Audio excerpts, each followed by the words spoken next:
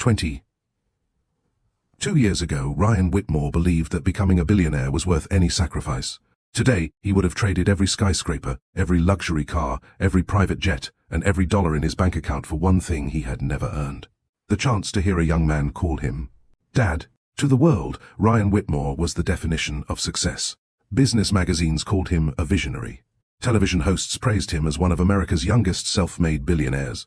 Thousands of employees worked for his companies, investors fought for meetings with him, and his name opened doors that remained closed to almost everyone else. People admired the empire he had built, but no one knew about the family he had lost. Every morning, Ryan woke up in a penthouse overlooking the Seattle skyline. The floor-to-ceiling windows revealed a city that seemed to belong to him. Luxury surrounded him: custom-made suits, priceless artwork, a garage filled with exotic cars, and a calendar packed with meetings that could move millions of dollars in a single afternoon. Yet every evening, he returned to an apartment so quiet that the silence echoed louder than applause ever could. Success had given him everything except someone to share it with. What Ryan didn't know was that the greatest missing piece of his life wasn't gone. It had been living only a few miles away for 22 years. On an ordinary Tuesday morning, a young software engineer stepped into the lobby of Whitmore Global Holdings for what he believed was just another job interview. He adjusted the strap of his laptop bag, smiled politely at the receptionist, and waited for his name to be called. His name was Elijah Carter. Kind, brilliant, hard-working, raised by a mother who taught him that integrity mattered more than wealth. He had no idea that the man interviewing him wasn't just the CEO of the company. He was his father. Moments later, Elijah entered Ryan's office. Ryan stood to greet him. The young man extended his hand with a respectful smile. "Good morning, Mr. Whitmore. I'm Elijah Carter. Thank you for meeting with me." Ryan reached out automatically. The instant their hands met, something inside him shifted. It wasn't recognition. It wasn't memory. It was simply a feeling he couldn't explain. He had spent decades shaking hands with presidents, athletes, celebrities, and billionaires. None of those encounters had unsettled him. This one did. Neither man understood why. Not yet. Because 22 years earlier, another handshake had marked the beginning of a love story. A love story that ended with one heartbreaking conversation, one decision made out of fear, one silence that lasted more than 2 decades. Ryan believed he had buried that chapter of his life forever. He believed the baby Danielle Carter had carried was gone. He believed he had paid for that decision with years of regret. He was wrong. The child he thought had never been born had grown into the remarkable young man now sitting across from him. And before the week was over, the truth would force Ryan to confront something no amount of money could ever erase: regret. Before we continue, let me ask you something. Have you ever made a decision that seemed reasonable in the moment, only to realize years later that it had become the greatest mistake of your life? Sometimes, we spend so much time chasing success that we don't realize we're leaving behind the people who gave our lives meaning in the first place. Today's story isn't just about a billionaire. It's about the consequences of fear. It's about how silence can separate people for years.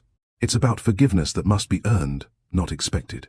And it's about discovering that the greatest riches in life can never be deposited into a bank account. Welcome to Love Stories by Mr. Johnson, where every story is inspired by real emotions, unforgettable choices, and life lessons that stay with us long after the final chapter.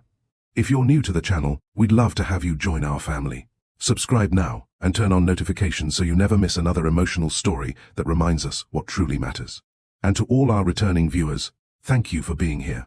Your support allows us to keep sharing stories that entertain, inspire, and encourage meaningful conversations. Now, tell us in the comments. If someone makes a terrible mistake while they're young, do you believe they deserve a second chance decades later, or are some choices simply impossible to forgive? Take a moment to think about your answer as our story begins. Because Ryan Whitmore was about to discover that building a billion-dollar empire would be the easiest achievement of his life. The hardest challenge would be convincing the son he never knew that he was finally ready to become the father he should have been all along. Let's begin. The spring rain had become part of Seattle's rhythm. Some people complained about it, rushing from one building to another with their heads lowered beneath umbrellas. Others barely noticed it anymore, treating the drizzle like background music to another ordinary day.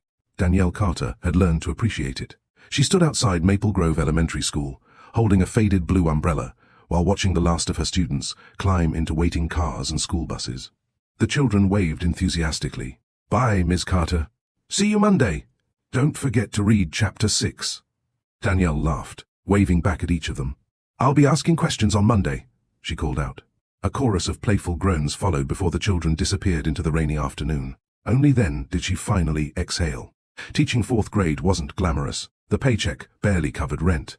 Most months she had to choose between replacing worn-out shoes or putting extra money into savings. But every morning, she woke up knowing she mattered to someone. That was enough. As she locked her classroom door, she noticed the small sticky note one of her students had left on her desk. "Thank you for believing I could read better. My mom says I'm getting good now." Danielle smiled as she folded the note and tucked it into her purse beside dozens of others collected over the years. Whenever life became difficult, she reread them. They reminded her that changing one life was worth more than impressing 1,000 strangers. Outside, the rain had become heavier. She hurried toward the bus stop 3 blocks away, carefully stepping around puddles. Halfway there, she noticed the familiar coffee shop on the corner. The warm lights glowing through the windows looked especially inviting. She checked her wallet. $20 until payday. After mentally calculating groceries, rent and gas, she sighed. One small coffee wouldn't ruin the budget. Inside, the smell of roasted beans and fresh pastries wrapped around her like a blanket. The cafe buzzed with quiet conversations.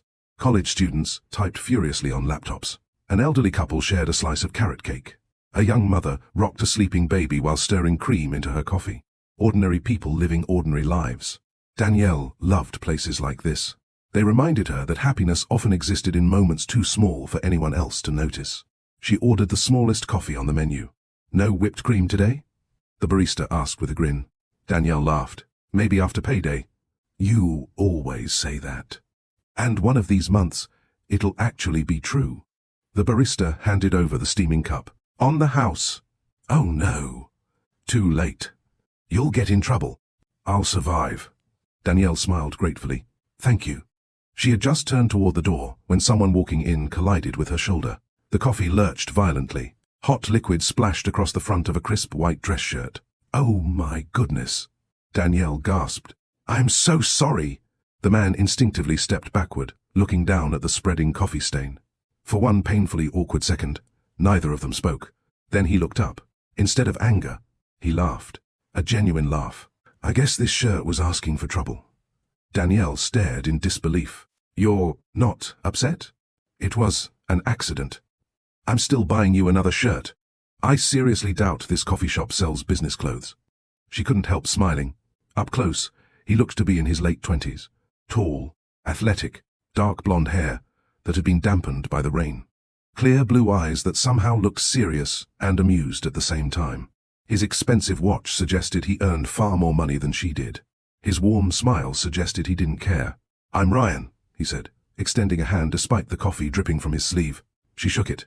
"Danielle, nice to meet you, under unusual circumstances." She laughed. "I've definitely made a memorable first impression." "You have?" The barista called from behind the counter. "Ryan, you might want some napkins." Ryan accepted the stack with a grin. "I come here almost every day, and this has never happened before." Danielle covered her face. "Please stop making me feel worse." "I'm actually trying to make you feel better." "It isn't working." "It will." He dabbed at the stain. "I promise." After another awkward silence, Danielle reached into her purse. "I can pay your dry cleaning bill." Ryan shook his head immediately. "No." "But..." "No. I feel terrible." "Then let me make you feel better." She blinked. "What?" "Sit with me for 5 minutes." She looked confused. "I owe you coffee." "You already gave me coffee." She laughed, despite herself. "I don't think that's how it works." "It is, today." She wasn't usually the type to sit with strangers. But something about Ryan felt safe, not charming, in a rehearsed way, not overly confident, just genuine. She glanced at the time. No pressing appointments, no dinner plans, nothing waiting at home except laundry and lesson plans. 5 minutes, she finally agreed. They found a small table by the window. Outside, rain tapped softly against the glass. For a moment, neither of them knew what to say.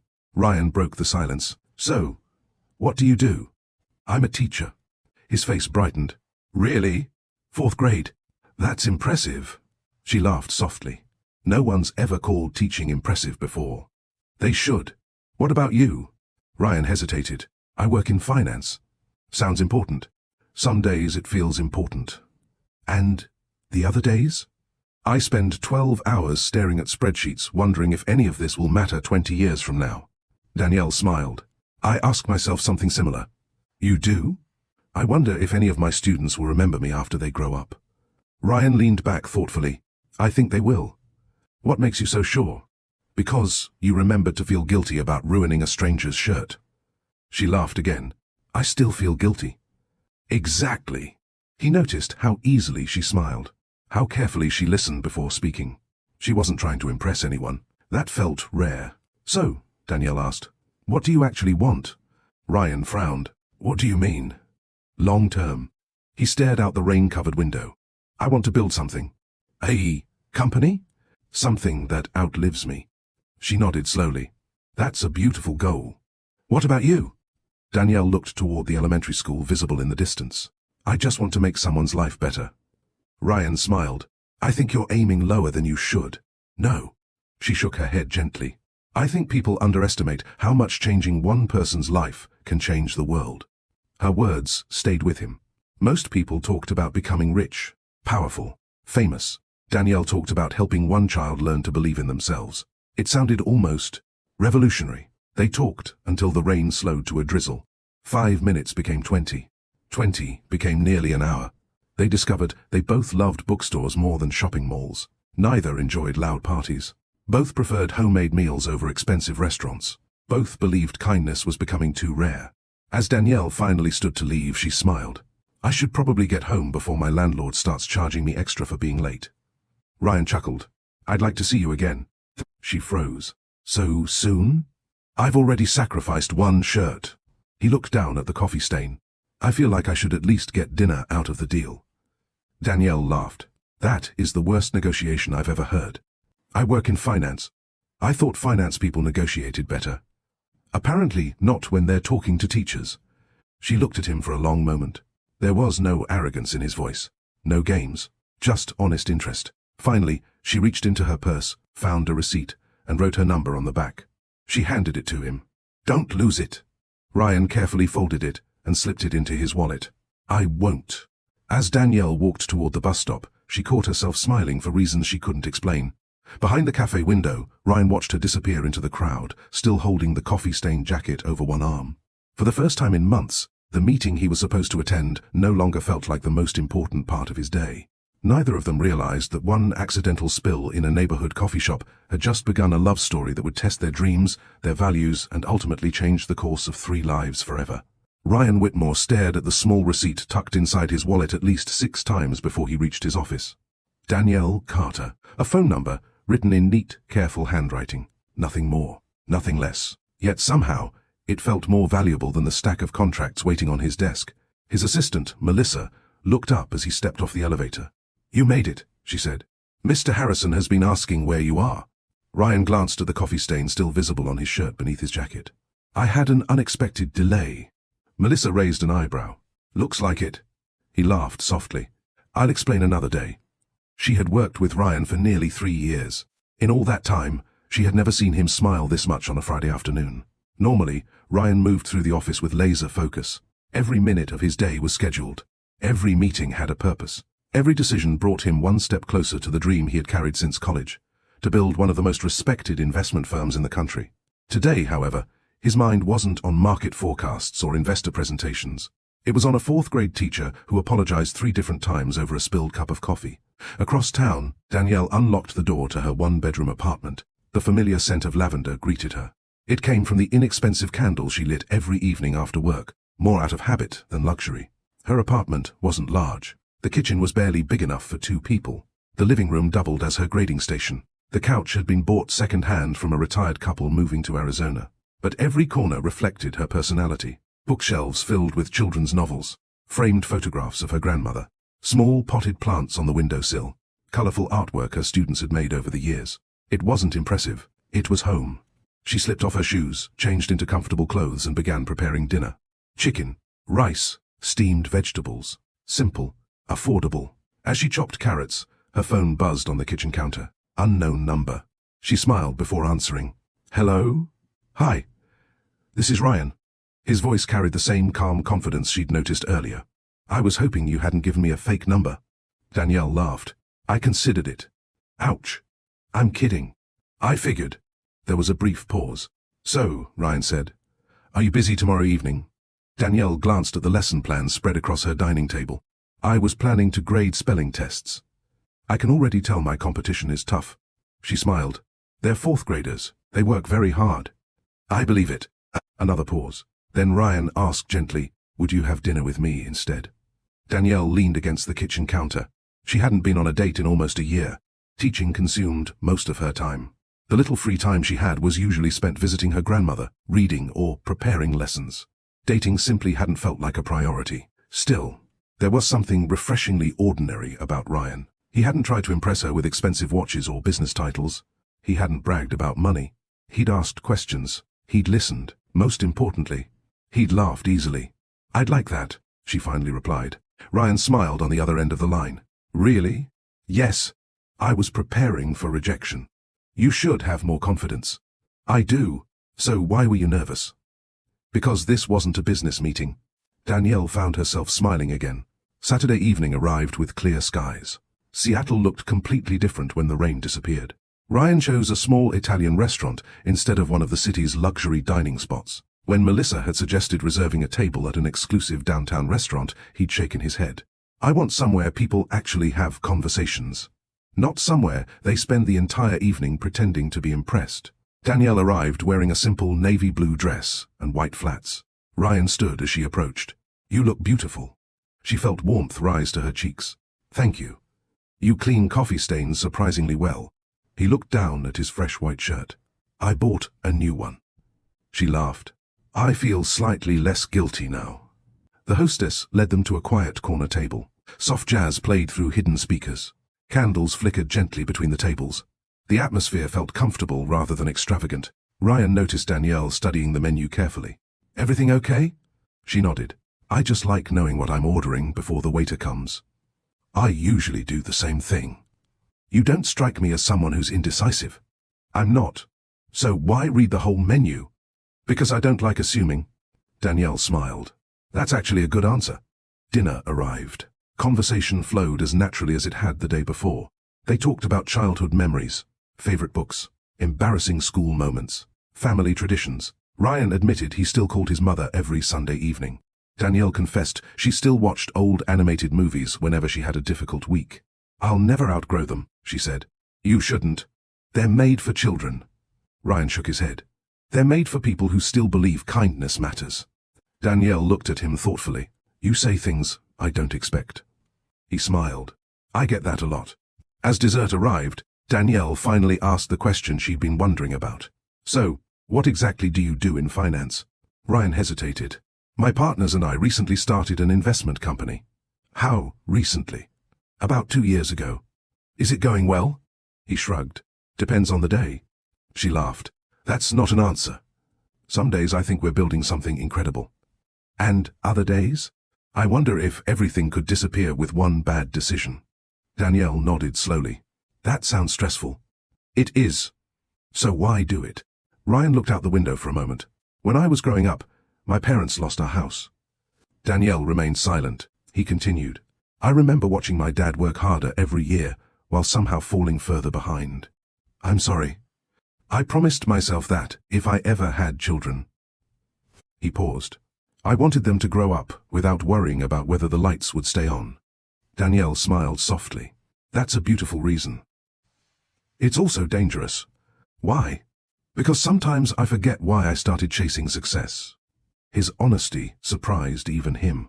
Normally, he kept conversations like this locked away behind professionalism. But with Danielle, talking felt easy, safe. After dinner, they decided to walk along the waterfront. The evening breeze carried the scent of salt water. Street musicians performed for passing tourists. Families laughed together.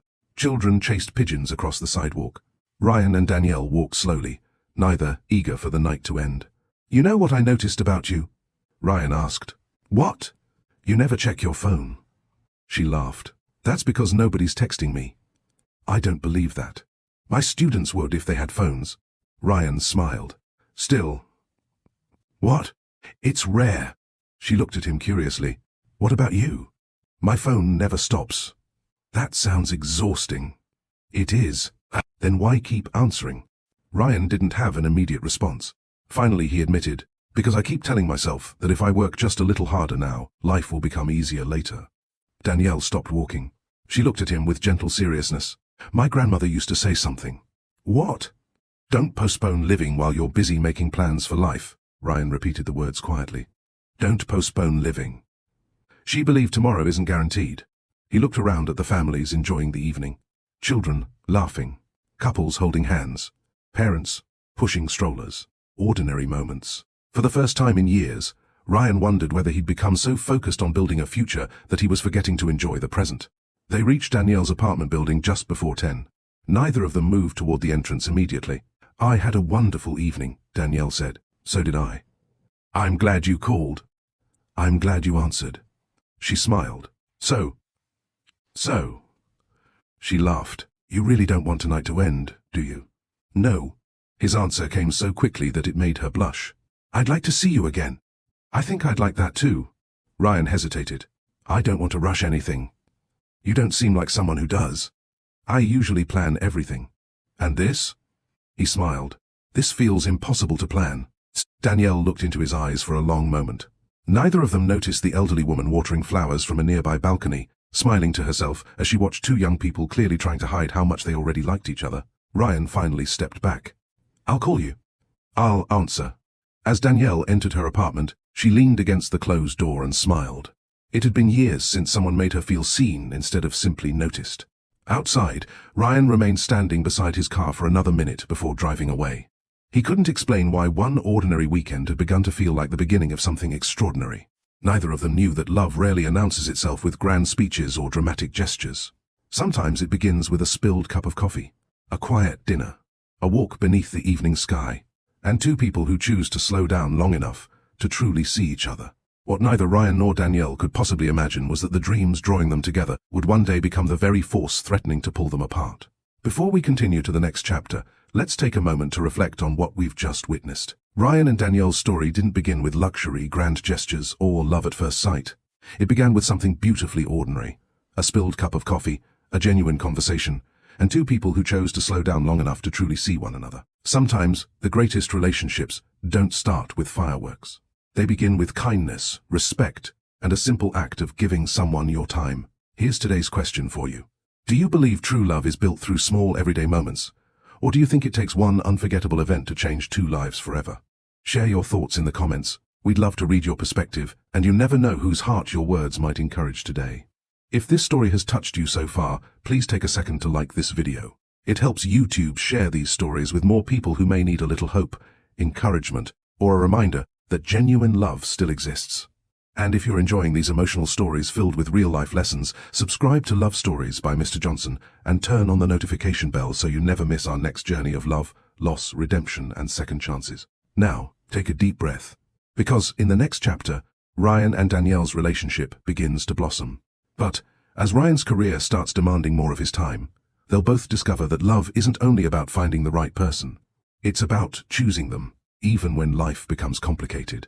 By the time summer arrived in Seattle, Ryan Whitmore had become part of Danielle Carter's everyday routine. Not because they spent every moment together, but because they found ways to be present in each other's ordinary lives. Every morning around 7:30, Danielle's phone buzzed with the same message. Good luck changing the world today, Miss Carter. She always smiled before replying. Only if you remember to eat lunch today, Mr. Finance. Ryan had a habit of skipping meals whenever work became hectic. Danielle discovered this during their third date when she'd asked what he'd had for lunch. His answer had been, coffee. She wasn't impressed. The following afternoon, she appeared outside his office carrying a brown paper bag. Inside was a turkey sandwich, an apple, and a handwritten note. Billionaires in training still need vegetables. Ryan laughed so hard that half the office came to see what was so funny. From that day forward, whenever he forgot to eat, Melissa would simply ask one question. Should I call Danielle? Ryan would surrender immediately. No. Then eat. He never argued. Danielle wasn't trying to change Ryan. She simply noticed the little things. The headaches he got after too much coffee. The way he rubbed his neck after spending hours staring at financial reports. How he always checked his email before saying good morning. One Saturday morning, she quietly reached over the breakfast table and turned his phone face down. Ryan looked at her in surprise. Business emergency? No. My investors? They'll survive. My assistant? If the building catches fire, she'll call twice. Ryan smiled. And until then? She pushed a plate of pancakes toward him. Have breakfast. He laughed. You know you're becoming very bossy. I teach 9-year-olds. I'm aware. You've started acting like one. Ryan shook his head, still smiling. You know what? What? I don't mind. For Danielle, love had never been about expensive gifts. It was remembering how someone took their coffee. It was asking how their day went, and actually listening to the answer. It was noticing when they were tired before they admitted it. Ryan had never experienced that kind of love before. Previous relationships had revolved around appearances, networking dinners, business galas, expensive vacations. Everything looked impressive. Very little felt genuine. With Danielle, a walk through the neighborhood somehow felt more meaningful than any luxury resort. One Sunday afternoon they wandered through Pike Place Market. The air smelled of fresh flowers, baked bread, and roasted coffee. Street musicians filled the sidewalks with music. Tourists crowded around fish vendors tossing salmon through the air. Danielle stopped at a small flower stand. Sunflowers. They were her favorite. Ryan noticed her smiling at them. You like those? They remind me of my grandmother. Without another word, Ryan bought the smallest bouquet available. Not the biggest, not the most expensive. Just enough to make her smile. Danielle looked at him. You didn't have to. I know. She accepted them carefully. I love them. Ryan realized something in that moment. Making Danielle happy wasn't difficult. She wasn't impressed by price tags. She noticed thoughtfulness. That was far rarer. Later that afternoon, they sat on a park bench overlooking Elliott Bay. Children chased seagulls nearby. An elderly couple shared an ice cream cone. Joggers passed every few minutes. Neither Ryan nor Danielle spoke for several minutes. The silence wasn't uncomfortable. It was peaceful. Danielle leaned back. I think this is my favorite kind of day. Ryan looked around. We're not doing anything. Exactly. He laughed. I've never heard someone sound so excited about doing nothing. We're not doing nothing. What are we doing? We're enjoying life. Ryan considered that. His calendar was usually filled months in advance. Every hour had a purpose. Every meeting produced a measurable result. Yet somehow, this afternoon felt more productive than most of his workdays. Ryan glanced at Danielle. Can I ask you something? Of course. What made you become a teacher? She smiled. When I was little, I struggled with reading. I didn't know that. I was embarrassed. She looked toward the water. Most kids finished books long before I could. So what changed? My 4th grade teacher. What did she do? She stayed after school every Tuesday. Ryan listened quietly. She never made me feel stupid. Danielle smiled at the memory. She believed I could improve long before I believed it myself. Ryan nodded slowly. So, you became the teacher you once needed. Danielle looked at him. Exactly. Ryan couldn't help smiling. That's one of the most beautiful reasons I've ever heard. Danielle tilted her head. My turn. Ryan chuckled. Go ahead. What scares you? He blinked. That's a serious question. I know. Ryan didn't answer immediately. Instead, he watched a father teaching his young daughter how to throw breadcrumbs to the ducks. Finally, he spoke. Failure. Danielle waited. When I was 12. He hesitated. My dad lost his job. She reached for his hand without saying a word. He continued. I remember hearing my parents argue about bills. His voice softened. They tried to whisper. But you still heard. I heard everything. He swallowed. I promised myself I'd never let money control my life. Danielle squeezed his hand gently. And now? Now I think I've become afraid of slowing down. She nodded. Sometimes, the things we fear end up controlling us anyway. Her words lingered between them. Weeks turned into months. Their relationship deepened naturally. Ryan began helping Danielle decorate her classroom before the new school year. He wasn't particularly good with scissors or bulletin boards. One afternoon, he accidentally hung colorful alphabet letters upside down. Danielle burst into laughter. You just taught my students a brand new language. I'll leave the education to the professional. She handed him another stack of decorations. Good idea. Watching Ryan kneel on the classroom floor cutting construction paper while humming off-key made Danielle smile. No expensive dinner could compete with moments like this. At the end of the day, one of her students wandered back into the classroom with his mother. The little boy froze when he saw Ryan. Is he your husband? Danielle nearly dropped the tape dispenser. Ryan looked equally surprised. Danielle laughed. We're friends. The boy looked skeptical. My grandma says friends don't smile at each other like that. His mother apologized immediately. I'm so sorry. Ryan smiled. No apology needed. After they left, Danielle couldn't stop laughing. Ryan looked at her. What? I think your secret's out. What secret? You smile at me differently. He rubbed the back of his neck. Do I? You do. Ryan didn't deny it. Because she was right. Autumn arrived, painting Seattle in shades of amber and gold. One crisp Saturday morning, Ryan invited Danielle to tour the office where his investment company had started. She expected a towering skyscraper. Instead, he drove to a modest brick building tucked between a law office and a bakery. This is it? Ryan smiled. This is where everything began. Inside, the office was surprisingly small. Only 12 employees worked there. Some desks were pushed together because there wasn't enough space. Coffee mugs sat beside stacks of financial reports. A whiteboard covered one wall, filled with handwritten ideas and future goals. It isn't glamorous, Ryan admitted. Danielle looked around carefully. It feels alive. He smiled. I was hoping you'd say that. One of Ryan's business partners walked over. You must be Danielle. She smiled politely. I've heard a lot about you. Ryan looked embarrassed. You have? His partner laughed. Every Monday. Ryan sighed. I really need to stop talking at work. No, Danielle said softly. You really don't. She liked knowing that she occupied his thoughts even when they were apart. It wasn't about romance. It was about being genuinely important in someone's life. That evening, Ryan drove Danielle home. As they sat outside her apartment building, neither reached for the door. Ryan looked unusually thoughtful. What is it? Danielle asked. He smiled faintly. I've been thinking. Dangerous. It usually is. She laughed. What about? Ryan looked directly into her eyes. For the first time in years. He paused. I'm starting to believe success might actually be worth something if I have someone to share it with. Danielle felt her heart race. She didn't answer immediately. Instead, she reached across the center console and intertwined her fingers with his. Sometimes, she had learned, the most meaningful conversations happened without words. Neither of them noticed the storm clouds quietly gathering beyond the horizon. Life has a way of testing the things we value most.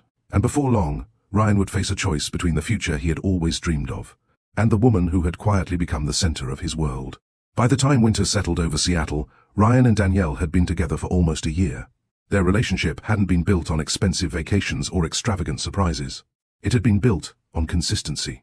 Ryan still sent her a text every morning before she left for school. Danielle still reminded him to eat lunch. Every Friday evening, they tried a different neighborhood restaurant instead of fancy downtown establishments.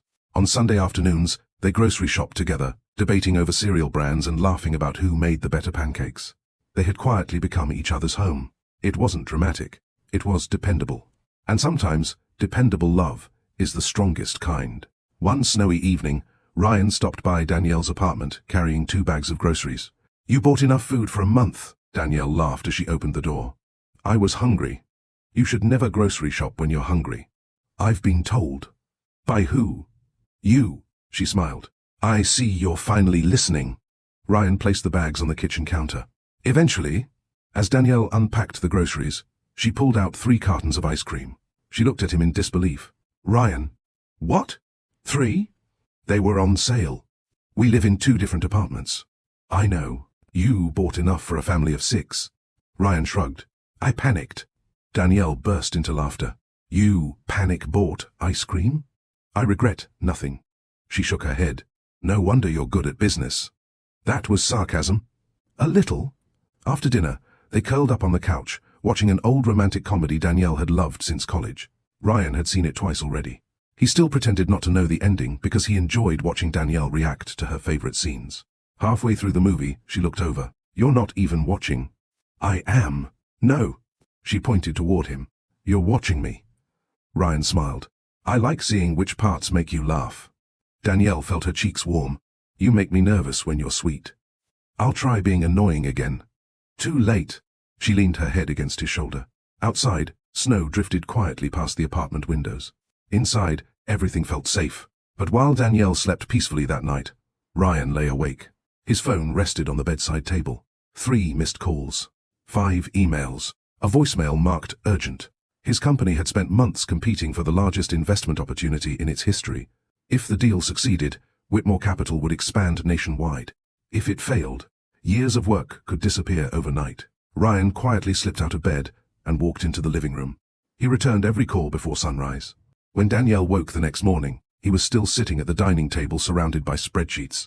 "You've been up all night." Ryan looked exhausted. "I didn't want to wake you." She placed a mug of coffee beside him. "How bad is it?" He rubbed his eyes. "We're close." "To what?" "The biggest opportunity we've ever had." She smiled. "That's wonderful." "It is. But," Ryan sighed, "if we get this deal, everything changes." Danielle kissed his forehead. "Then, I'm rooting for you." Over the following weeks, Ryan's schedule became increasingly demanding. Meetings stretched into evenings. Phone calls interrupted dinners. Weekend plans were cancelled at the last minute. At first, Danielle understood. She truly did. She knew how much Ryan had sacrificed to build his company. She admired his determination. Whenever he apologized, she smiled. "It's okay." And she meant it. Until, once in a while, slowly became almost every day. One Thursday afternoon, Danielle waited outside a small restaurant where they had planned to celebrate her birthday. Ryan had made the reservation 3 weeks earlier. She wore the emerald green dress he'd once said was his favorite. The hostess checked her watch. "Will the other guest be joining you?" "He should." She glanced toward the entrance again. 5 minutes. 10. 20. Then her phone buzzed. "Ryan, I'm so sorry." She immediately recognized the exhaustion in his voice. "They moved the investor meeting." She closed her eyes briefly. "When?" "This afternoon." Silence. "I can't leave." She forced a smile, even though he couldn't see it. "It's okay. I promise I'll make it up to you." "I know. You sound disappointed." "I'm just—" She looked around at the couples filling the restaurant. "A little lonely." Ryan closed his eyes on the other end of the line.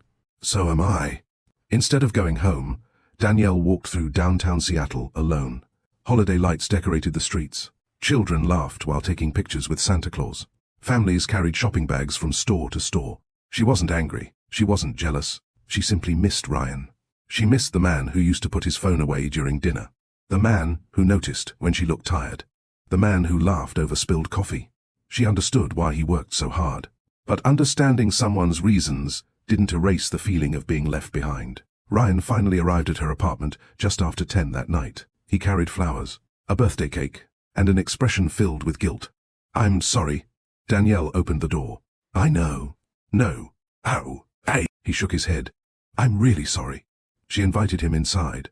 Neither of them mentioned the untouched birthday reservation. Ryan placed the flowers on the table.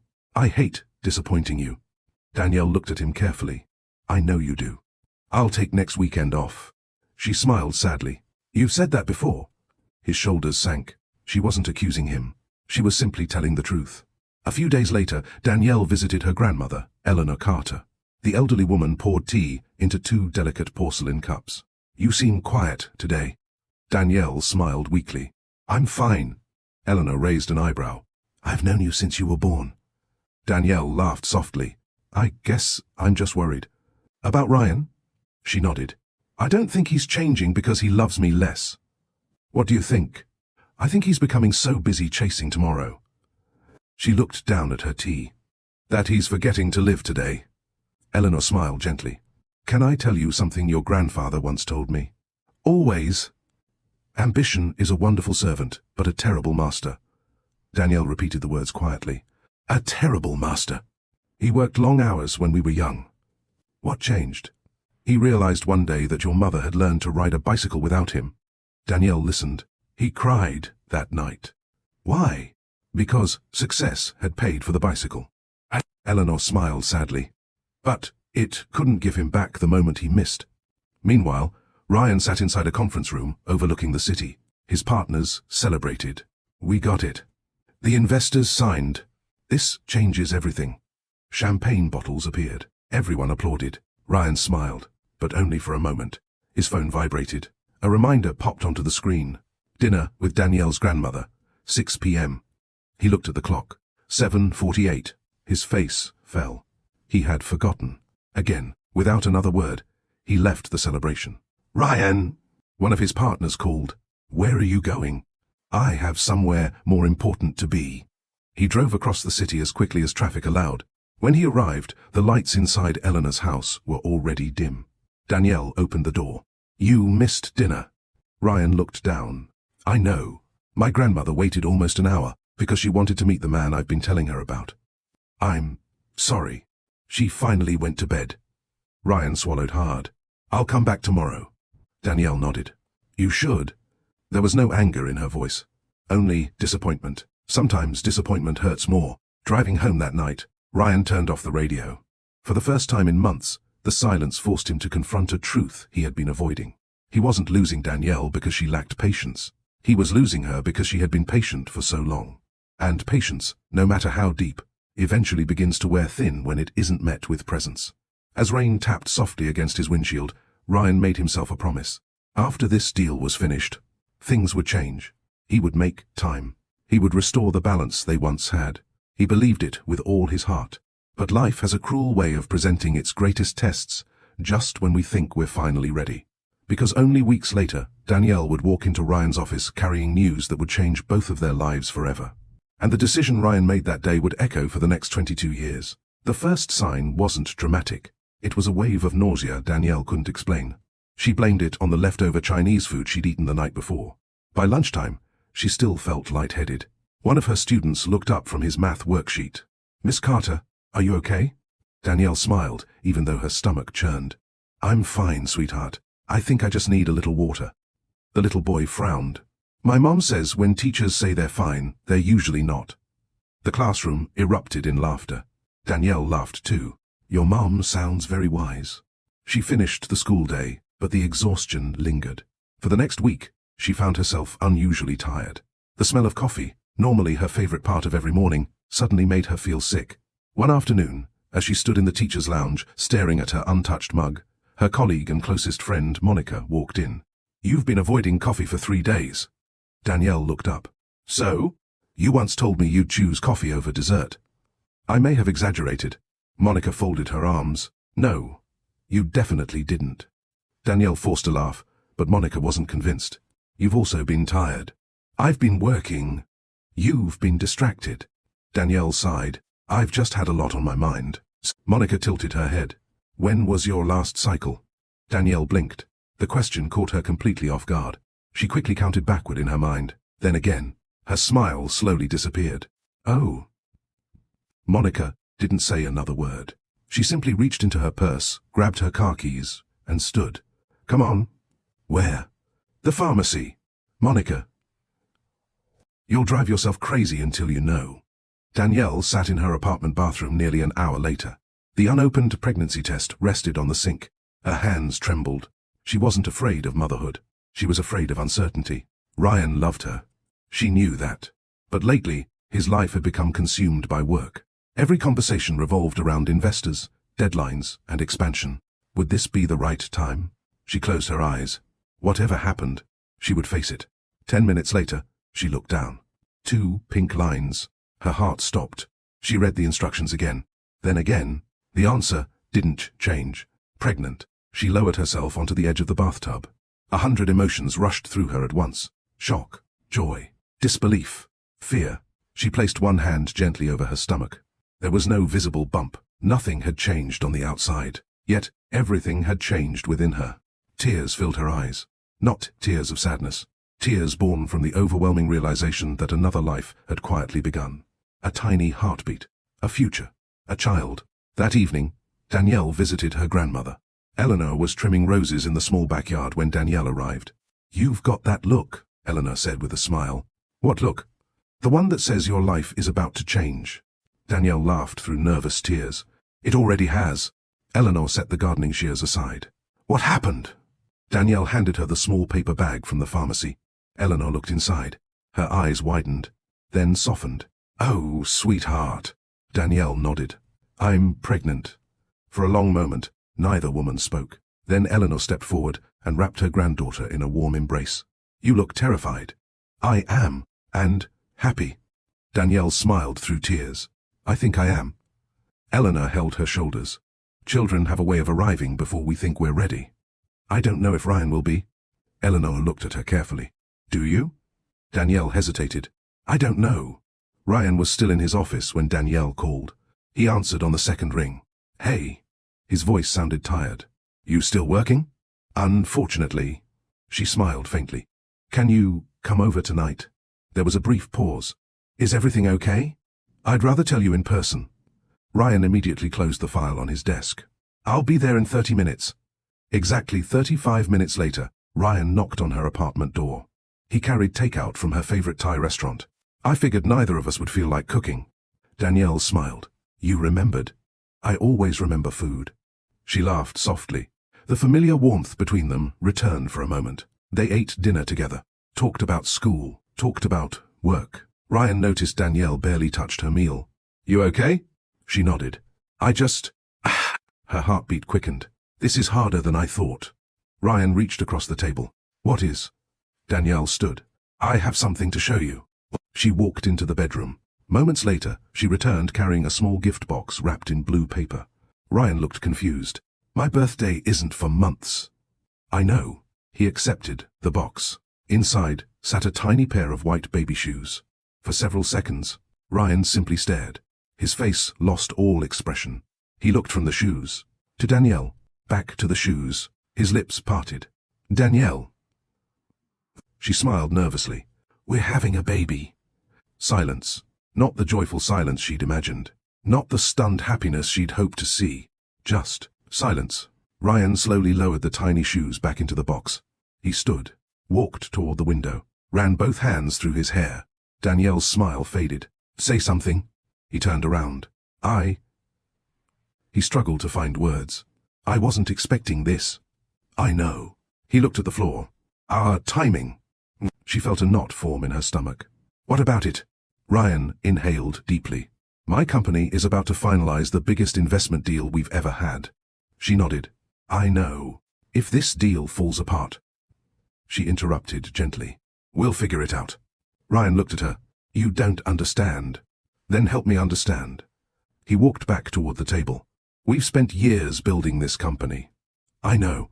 If I step away now. You don't have to step away. I will have to. No. She shook her head. You'll have to adjust. Ryan's voice grew tense. It's not that simple. It never is. Danielle reached for his hand. We've handled difficult things before. Ryan didn't take it. Not because he didn't love her. Because fear had already begun tightening its grip around his heart. I grew up watching my parents lose everything. I know. I can't let that happen to us. She looked at him carefully. This baby isn't taking anything away from us. Ryan closed his eyes. It could. Danielle felt something inside her crack. For the first time since they met, she realized they weren't looking at the same future. She saw a family. He saw risk. She saw possibility. He saw uncertainty. She saw love. He saw responsibility arriving at the worst possible time. Neither of them knew it yet, but this conversation was only the beginning. The hardest words were still waiting to be spoken. The apartment felt unusually small, not because anything had changed, but because silence has a way of shrinking the space between two people while making them feel miles apart. Ryan remained standing near the window, his back to Danielle. Outside, rain streaked across the glass, blurring the lights of passing cars. Inside, neither of them knew how to bridge the distance that had suddenly opened between them. Danielle looked down at the tiny pair of baby shoes still resting inside the gift box. Only minutes earlier, she'd imagined Ryan picking them up with trembling hands, smiling through tears, pulling her into a hug. Instead, the shoes sat untouched, like a dream waiting for permission to exist. She took a slow breath. Ryan. He turned around. I need you to understand something. I'm trying. No. His voice remained calm, but there was an urgency beneath it. I don't think you realize what's happening. She frowned. Then tell me. Ryan walked toward the dining table and rested both hands on the chair. Our investors are finalizing a national expansion. I know. If this succeeds, Whitmore Capital won't just survive. It'll become one of the biggest investment firms in the country. I'm proud of you. He looked at her, grateful for those words, but they did little to quiet the fear inside him. You don't understand what's at stake. Danielle's expression softened. I think I do. No. He shook his head. If I lose their confidence now. He struggled to finish the sentence. We could lose everything. Danielle stared at him. You've worked incredibly hard for your company. I have. And I know how much it means to you. It means our future. She stepped closer. So does this baby. Ryan looked away. He hadn't planned to react this way. On the drive to Danielle's apartment, he'd imagined another ordinary evening together. Dinner, conversation, laughter. Instead, his mind had been thrown into chaos. He loved Danielle. That had never been in question. But love didn't silence the memories he'd carried since childhood. He could still remember the day the bank took his family's home. His mother trying not to cry as strangers carried furniture onto the sidewalk. His father apologizing over and over, as though failure could be explained to a frightened 12-year-old boy. Ryan had promised himself that day that he would never put the people he loved through that kind of uncertainty. Now, standing in Danielle's apartment, all he could see was history repeating itself. Not because a baby was a burden, but because fear had convinced him that he couldn't be both a father and the man responsible for saving the company. Danielle searched his face. "What are you really afraid of?" Ryan answered honestly, "I'm afraid I'll fail both of you." She took another step toward him. "You don't have to choose." His jaw tightened. "What if I do?" "You don't. What if I can't give this child the life they deserve?" Danielle blinked. "You think this baby needs a mansion?" "No." "A private school?" "No." "So what exactly are you afraid of?" Ryan rubbed his forehead. "I'm afraid of becoming my father." The words hung in the air.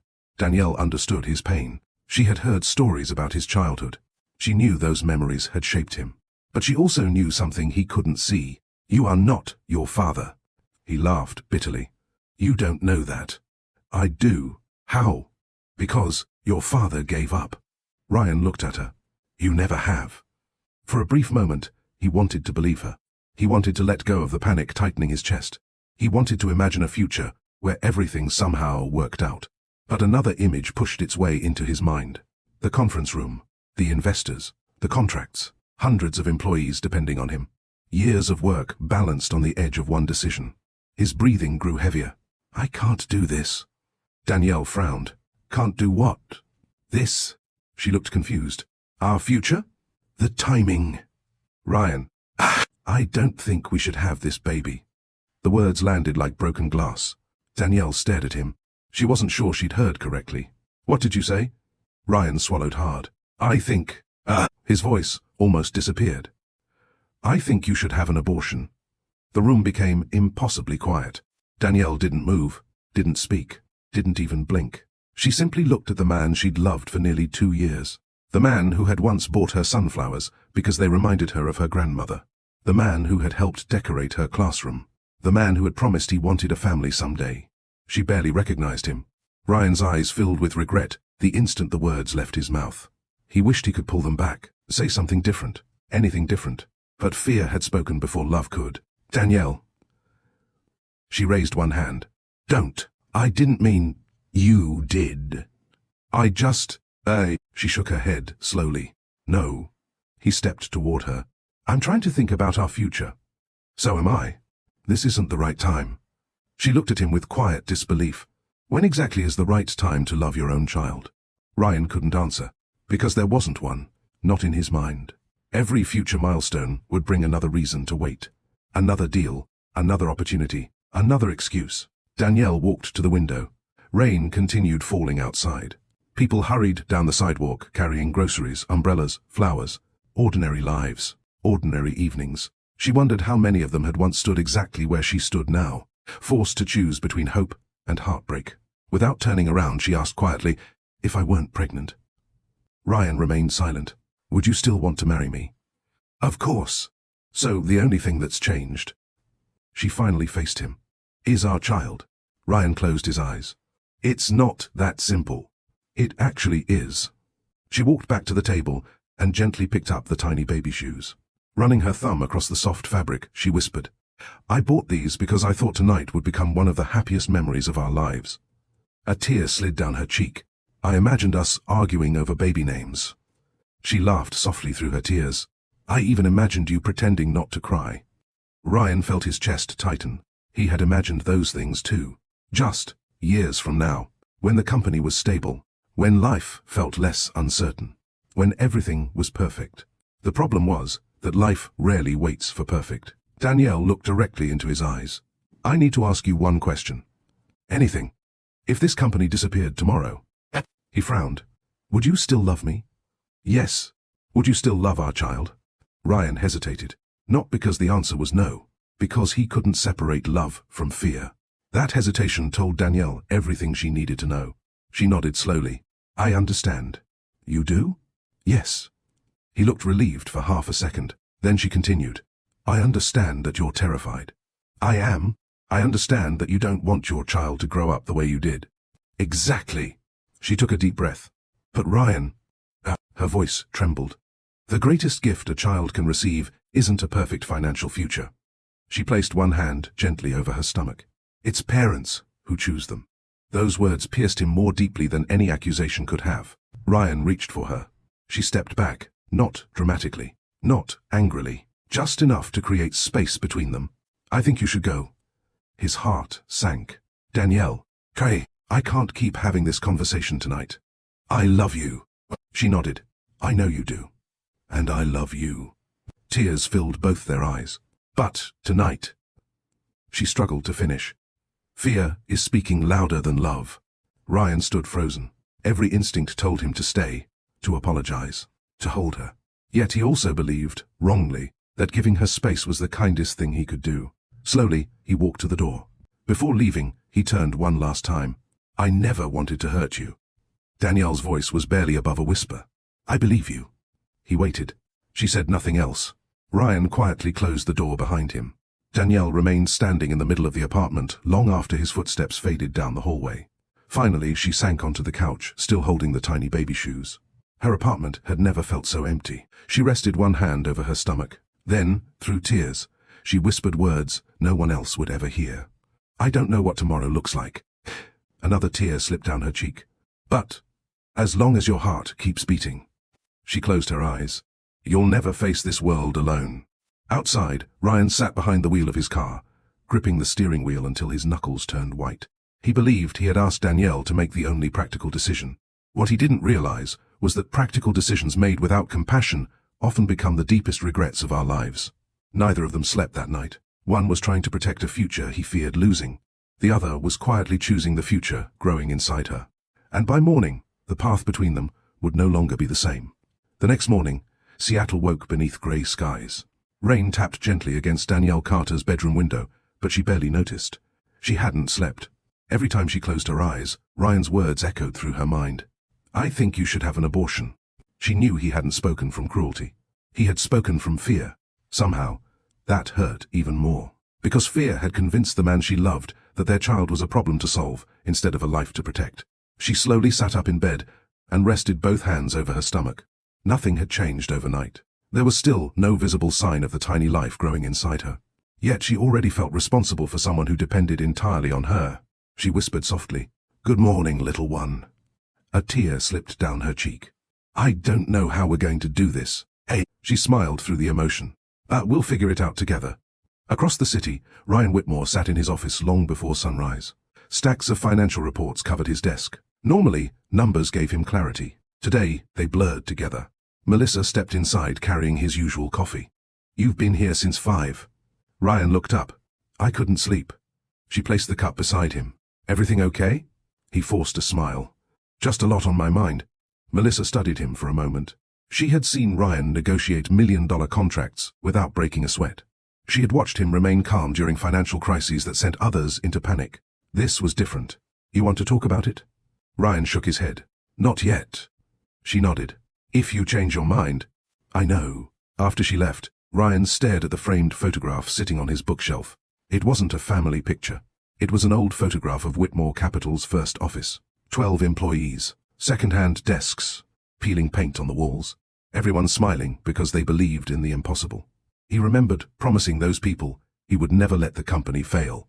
That promise had become part of his identity, but another promise quietly surfaced in his memory. Months earlier, Danielle had asked him what kind of father he hoped to become someday. He had smiled and answered without hesitation, the kind who never misses the important moments. The memory hit him like a punch to the chest. He leaned back in his chair and closed his eyes. When did everything become so complicated? He whispered. Danielle called the school and requested 2 personal days. She needed time to think, time to breathe, time to decide what came next. Instead of staying inside her apartment, she drove to her grandmother's house. Eleanor opened the front door before Danielle even knocked. I was hoping you'd come. Danielle managed a weak smile. You knew? I know your face. She embraced her granddaughter tightly. For several minutes, neither woman spoke. Sometimes love doesn't begin with advice. Sometimes it begins with silence shared between people who understand each other. They sat together on the back porch overlooking Eleanor's small garden. The roses had begun to bloom despite the rain. Danielle wrapped both hands around a mug of chamomile tea. "I told him." Eleanor nodded gently. "And?" Danielle stared into her cup. "He asked me to end the pregnancy." Eleanor closed her eyes. Not in anger, in sadness. "I'm so sorry." Danielle finally looked up. "The strange part is..." "What?"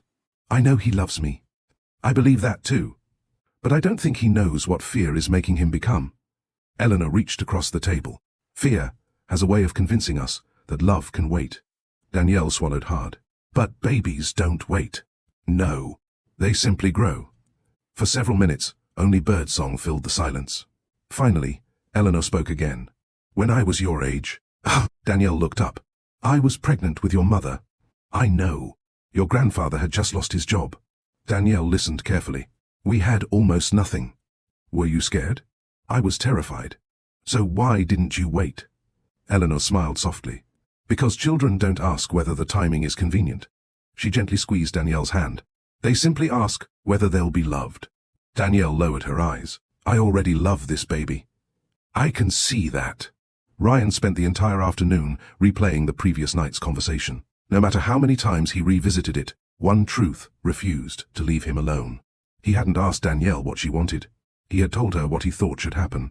That realization made him uncomfortable, not because he enjoyed being wrong, because he prided himself on listening. Listening to clients, listening to investors, listening to employees. Yet when the woman he loved had shared the most important news of her life, he had listened only to his own fear. That evening, he stood outside Danielle's apartment holding a bouquet of sunflowers, her favorite. He knocked once. No answer. Twice. Still nothing. Her neighbor opened the apartment across the hall. "Looking for Danielle?" Ryan smiled politely. "Yes. She left this morning." "Do you know where she went?" "I think she mentioned visiting family." Ryan thanked her quietly. As he walked back toward the elevator, the flowers suddenly felt heavier than they should have. Danielle stayed with Eleanor for 3 days. Not because she wanted to hide, because she needed peace before making one of the biggest decisions of her life. On the third morning, she scheduled an appointment at a women's health clinic. Not because she had made up her mind. Because she wanted information. She believed important decisions deserved understanding, not assumptions. The waiting room was quiet. Several women sat flipping through magazines. Others stared silently at the floor. No one seemed eager to meet anyone else's eyes. A nurse eventually called Danielle's name. During the consultation, the doctor spoke gently, answering every question without judgment. When the appointment ended, the doctor said something Danielle would never forget. "Whatever decision you make," she smiled kindly, "make sure it's yours." Those words stayed with Danielle long after she left the building. Instead of driving home immediately, she parked beside a small lake. The rain had finally stopped. Families walked along the shoreline. A little boy chased ducks while his father laughed nearby. A young mother pushed a stroller beneath blooming cherry trees. Life continued quietly around her. Danielle rested one hand over her stomach. She closed her eyes. She thought about Ryan, about the life they had dreamed of together, about the tiny shoes still sitting on her coffee table. Then she thought about the child growing inside her. Not an idea, not a problem. A child. When she opened her eyes again, tears streamed down her face. Her heart felt surprisingly calm. She whispered into the quiet afternoon, "I've made my decision." That evening, Danielle returned to her apartment. The tiny baby shoes were exactly where she'd left them. She picked them up carefully. Then she reached for her phone. Ryan answered before the second ring. "Danielle." His voice carried equal parts relief and worry. "I've been trying to reach you." "I know. Can we talk?" She took a slow breath. "Yes." "When?" "Tomorrow. I'll come wherever you want." She looked at the baby shoes resting in her hands. "There's something I need to tell you." Ryan's heartbeat quickened. "What is it?" Danielle closed her eyes for just a moment. "I've made my decision." Before Ryan could ask another question, she quietly ended the call. He stared at his phone, his mind racing. He had no idea that tomorrow would become the day that changed both of their lives forever. Ryan barely slept that night. He lay awake, replaying Danielle's final words over and over. "I've made my decision." He didn't know what those words meant. Had she decided to keep the baby? Had she decided to end the pregnancy? Had she decided to end their relationship? The uncertainty was unbearable. For the first time in years, Ryan cancelled every meeting on his calendar. Melissa looked genuinely surprised. "You've never cancelled an entire day before." "I know. Should I tell everyone it's an emergency?" Ryan stared out the office window. It is. Danielle arrived at the small park they had chosen just before 10 o'clock. It was the same park where they had once spent an entire afternoon feeding ducks and talking about their childhood dreams. Back then, everything had felt possible. Now the park carried a different kind of silence. She sat on a weathered wooden bench beneath a large maple tree. The leaves swayed gently in the morning breeze. Children laughed in the distance. A young couple pushed a stroller along the walking path. Life continued as though nothing extraordinary was happening. But for Danielle, everything was changing. Ryan spotted her the moment he entered the park. She looked beautiful. Not because of the simple cream-colored sweater she wore. Not because the sunlight caught the curls framing her face. She looked beautiful because even through heartbreak, she carried herself with quiet dignity. He walked toward her slowly. "Hi." She looked up. "Hi." For several seconds, neither of them sat down. Neither knew how to begin. Finally, Ryan took the seat beside her. "I've been worried." "I know. I'm sorry." "So am I." He searched her face. "You said you made a decision." She nodded. "I did." Ryan held his breath. Danielle looked out across the lake before speaking. "When I found out I was pregnant." She smiled faintly. "I was terrified." "I know." "No." She shook her head gently. "I don't think you do." Ryan remained silent. "I wasn't afraid because of money." She rested a hand over her stomach. "I was afraid because I didn't know whether I'd be a good mother." Ryan listened carefully. "I wondered if I'd make mistakes. I wondered if I'd know what to do. I wondered if our child would grow up happy." A tear rolled slowly down her cheek. But through all those fears, she looked directly at him. "I never once stopped loving this baby." Ryan lowered his eyes. "I understand." Danielle smiled sadly. "I don't think you do." He frowned. "I understand that you're hurt. I'm more than hurt." She took a slow breath. "I'm heartbroken." The words landed heavily between them. "You didn't just reject an idea, Ryan." She looked at him with tears in her eyes. "You rejected the future I believed we were building together." Ryan's chest tightened. "I never meant to." "I know. I was scared." "I know. You believe me?" "I do." She nodded slowly. "I know fear was talking." Ryan looked relieved for the briefest moment. Then Danielle quietly continued.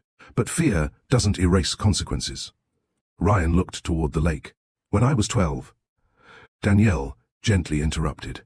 "I know what happened when your father lost everything." He looked surprised. "I know why you're afraid." She reached for his hand. This time, he took it. "But Ryan..." Her voice trembled. "Your father didn't fail because he loved his family. He failed because life became difficult." Ryan stared at their joined hands. "I don't know how to be both." "Both what?" "A successful businessman." He swallowed. "And a father." Danielle squeezed his hand. "No one knows how. They learn." Ryan looked at her desperately. "What are you saying?" She slowly let go of his hand. "I'm saying..." She inhaled deeply. "I'm keeping the baby." Ryan closed his eyes. Part of him had expected those words. Another part had hoped she might somehow choose differently. Not because he wanted to lose the child. Because he believed delaying parenthood would protect all three of them. Now he realized that what he had called protection had sounded like rejection. He opened his eyes again. "I'll support you." Danielle looked at him carefully. "Will you?" "Of course. I'll pay for everything." She shook her head. "This was never about money." "I know. I'll be involved." She searched his face. "Because you want to." Her voice softened. "Or because you feel responsible." Ryan couldn't answer immediately. His silence hurt more than words. Danielle nodded sadly. "That's what I thought." She stood from the bench and walked a few steps toward the lake. Ryan followed. "I love you. I know. I still want us." She turned around. "So do I." Hope flickered across his face. Then she continued. "But not like this." His expression fell. "I can't spend the next few months wondering whether the father of my child secretly wishes this baby didn't exist." Ryan's eyes filled with tears. "I don't." She looked at him gently. "Maybe one day you'll believe that." He tried to speak. She raised a hand. "Please." He fell silent. Danielle reached into her handbag and removed a small envelope. She handed it to him. Ryan looked confused. "What's this?" "A letter." He frowned. "Why not just tell me?" "Because I know you'll read it more than once." He slowly accepted it. "I wrote it last night." Ryan opened the envelope. Inside was a single folded page. He began reading. Ryan, I don't hate you. I never could.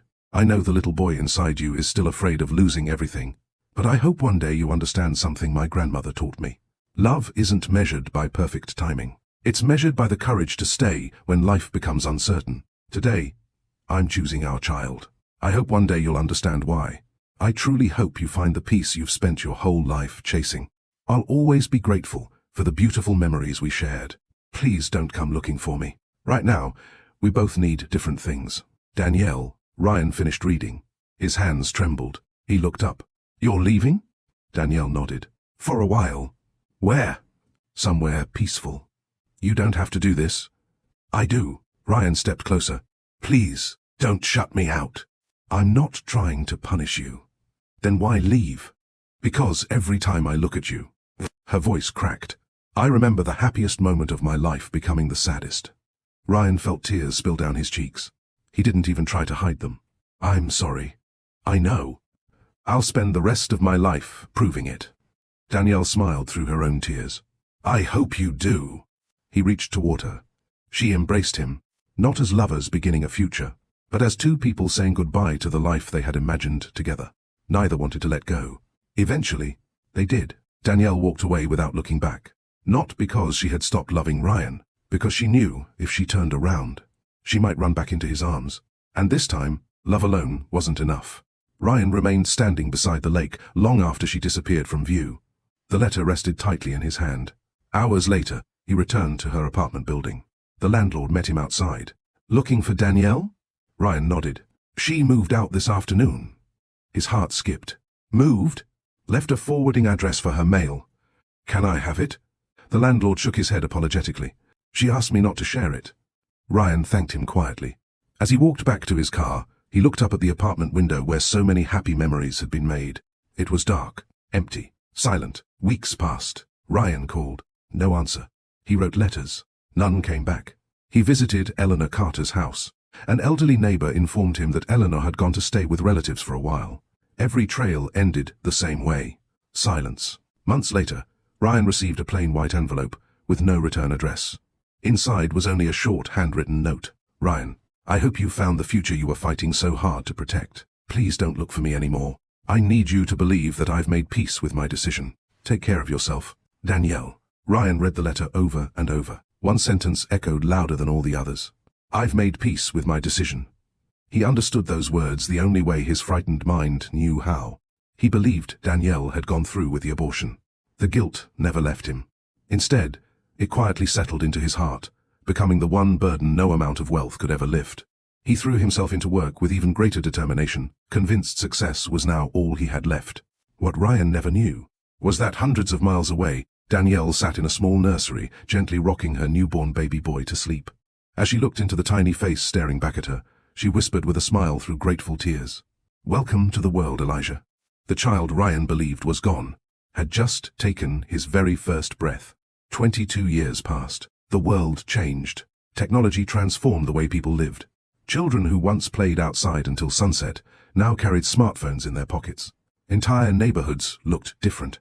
Coffee shops became remote offices. Bookstores became cafes. Old factories became luxury apartments. Time quietly reshaped everything. Everything. Ryan Whitmore stood before the floor-to-ceiling windows of the executive boardroom on the 53rd floor of Whitmore Global Holdings. Seattle stretched beneath him like a living map. Ferries crossed Elliott Bay. Traffic crawled through downtown. Construction cranes dotted the skyline. Much of what he saw hadn't existed 22 years earlier. His company certainly hadn't. Whitmore Global Holdings had become one of the most successful investment and technology firms in the country. Financial magazines called Ryan one of America's most disciplined business leaders. Universities invited him to speak. Young entrepreneurs quoted his interviews. Business schools studied his decisions. To the public, Ryan Whitmore was living proof that determination could overcome almost anything. Only Ryan knew the truth. Determination could build companies. It couldn't erase regret. His assistant, Melissa, knocked gently before entering. She looked older now. So did Ryan. Time had added silver to his dark blonde hair and faint lines around his eyes. But the biggest change wasn't physical. It was emotional. Your 8:30 meeting is here. Ryan nodded. Thank you. Melissa didn't leave immediately. You forgot. Ryan looked confused. What? She smiled softly. You haven't eaten breakfast. Ryan laughed quietly. After all these years, some things never changed. He reached for the protein bar she'd placed beside his coffee. You still sound like Danielle. Melissa smiled. I'll take that as a compliment. Ryan did too. Every time someone reminded him to eat, his mind traveled back to a paper lunch bag, a turkey sandwich, an apple, and a handwritten note. Billionaires in training still need vegetables. He still had that note, folded carefully inside an old leather box at home. Ryan had never married. People often asked why. Magazine interviews, television hosts, business podcasts. He always smiled politely. I've been focused on work. It was easier than telling strangers the truth. There had only been one woman he had ever imagined growing old with, and he'd let fear convince him to lose her. Dating after Danielle had felt dishonest. He compared every woman he met to someone who had loved him before success changed him. No comparison was ever fair. No relationship ever lasted. Eventually, he stopped trying. Every Sunday morning, Ryan followed the same routine. He drove to a small neighborhood bakery, ordered 2 cinnamon rolls, 1 black coffee. Then, he sat alone by the window. The owner knew him by name. So, oh, Mrs. Hernandez smiled as she placed the plate on his table. Still buying too? Ryan smiled back. It's become a habit. She never asked another question. Kind people don't always need explanations. Sometimes they simply understand that grief has routines too. Across town, another morning was beginning. Mom! A deep voice echoed through a modest suburban home. You've stolen my lunch again. Danielle laughed from the kitchen. I most certainly did not. A tall young man walked into the room carrying an empty lunch bag. He was 6'2", broad shoulders, kind brown eyes, calm confidence. His smile could brighten an entire room. Then explain why my sandwich disappeared. Danielle looked toward the family dog sleeping under the table. I think Winston knows something. The golden retriever immediately looked guilty. Elijah laughed. I knew it. Danielle placed another sandwich into the lunch bag. I made you a fresh one. You spoil me. I've been accused of that. Elijah kissed her forehead. You've also been accused of making the best grilled chicken sandwiches in Seattle. Only by one very biased customer. He's always right. Their laughter filled the kitchen. Life had never been easy for Danielle. After leaving Seattle all those years ago, she'd moved to Portland to begin again. She taught elementary school there for nearly 15 years. When Eleanor's health began to decline, Danielle brought her home to Seattle so they could be together. After Eleanor passed away peacefully 3 years earlier, Danielle remained.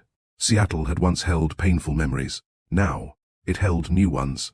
A home, friends, neighbors who had become family, and a son she couldn't have been more proud of. Elijah adjusted his tie while looking in the hallway mirror. How do I look? Danielle smiled. Like someone about to impress an interviewer. I hope so. You've worked hard for this. He nodded. After graduating near the top of his class in computer engineering, Elijah had spent several years building software for a mid-sized cybersecurity company. His reputation for solving difficult problems had begun attracting attention. Today, he had an interview with one of the largest companies in America, Whitmore Global Holdings. Danielle handed him a travel mug of coffee. You'll do great. I hope they think so. She straightened his tie the way she'd done since he was a teenager. He laughed. You know I'm 22, right? I know. You still do that. I probably always will. He wrapped his arms around her. Thanks, Mom.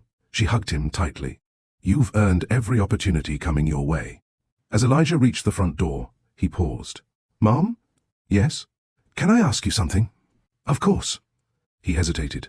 Did you ever regret raising me alone? Danielle's smile disappeared. She walked over until they stood face to face. Never. Not even once. She cupped his face gently. You weren't the difficult part of my life. He looked puzzled. What was? She smiled sadly. Missing the future I thought I was going to have. Elijah had asked about his father before. Not often. Just enough to satisfy the natural curiosity every child carries. Danielle had always answered honestly. Your father and I loved each other very much. She had never lied. She had also never spoken with bitterness. She simply believed some wounds didn't need to become someone else's burden. Elijah nodded. I guess I just wonder sometimes. I know. Do you think he ever thinks about us? Danielle's heart tightened. Every single day. She was certain of it. But she couldn't know for sure. So she answered carefully. I hope he's found peace. Elijah smiled gently. I hope so too. After he left, Danielle remained standing at the doorway long after his car disappeared. She whispered the same prayer she'd spoken before every important moment in his life. Give him wisdom. Give him kindness. And wherever life takes him, help him become the man he's meant to be. Meanwhile, Ryan prepared for the morning's final interview. Whitmore Global Holdings had launched a new technology division. The executive team wanted innovative young engineers. Ryan insisted on personally meeting the final candidates, not because he enjoyed interviews, because he believed leaders should never become disconnected from the people building the future. Melissa entered again. Your last candidate just arrived. Ryan gathered the resume from his desk. Who's next? She handed him the folder. Elijah Carter. Ryan glanced at the name. Something about it felt oddly familiar. He couldn't explain why. Perhaps he'd heard it before.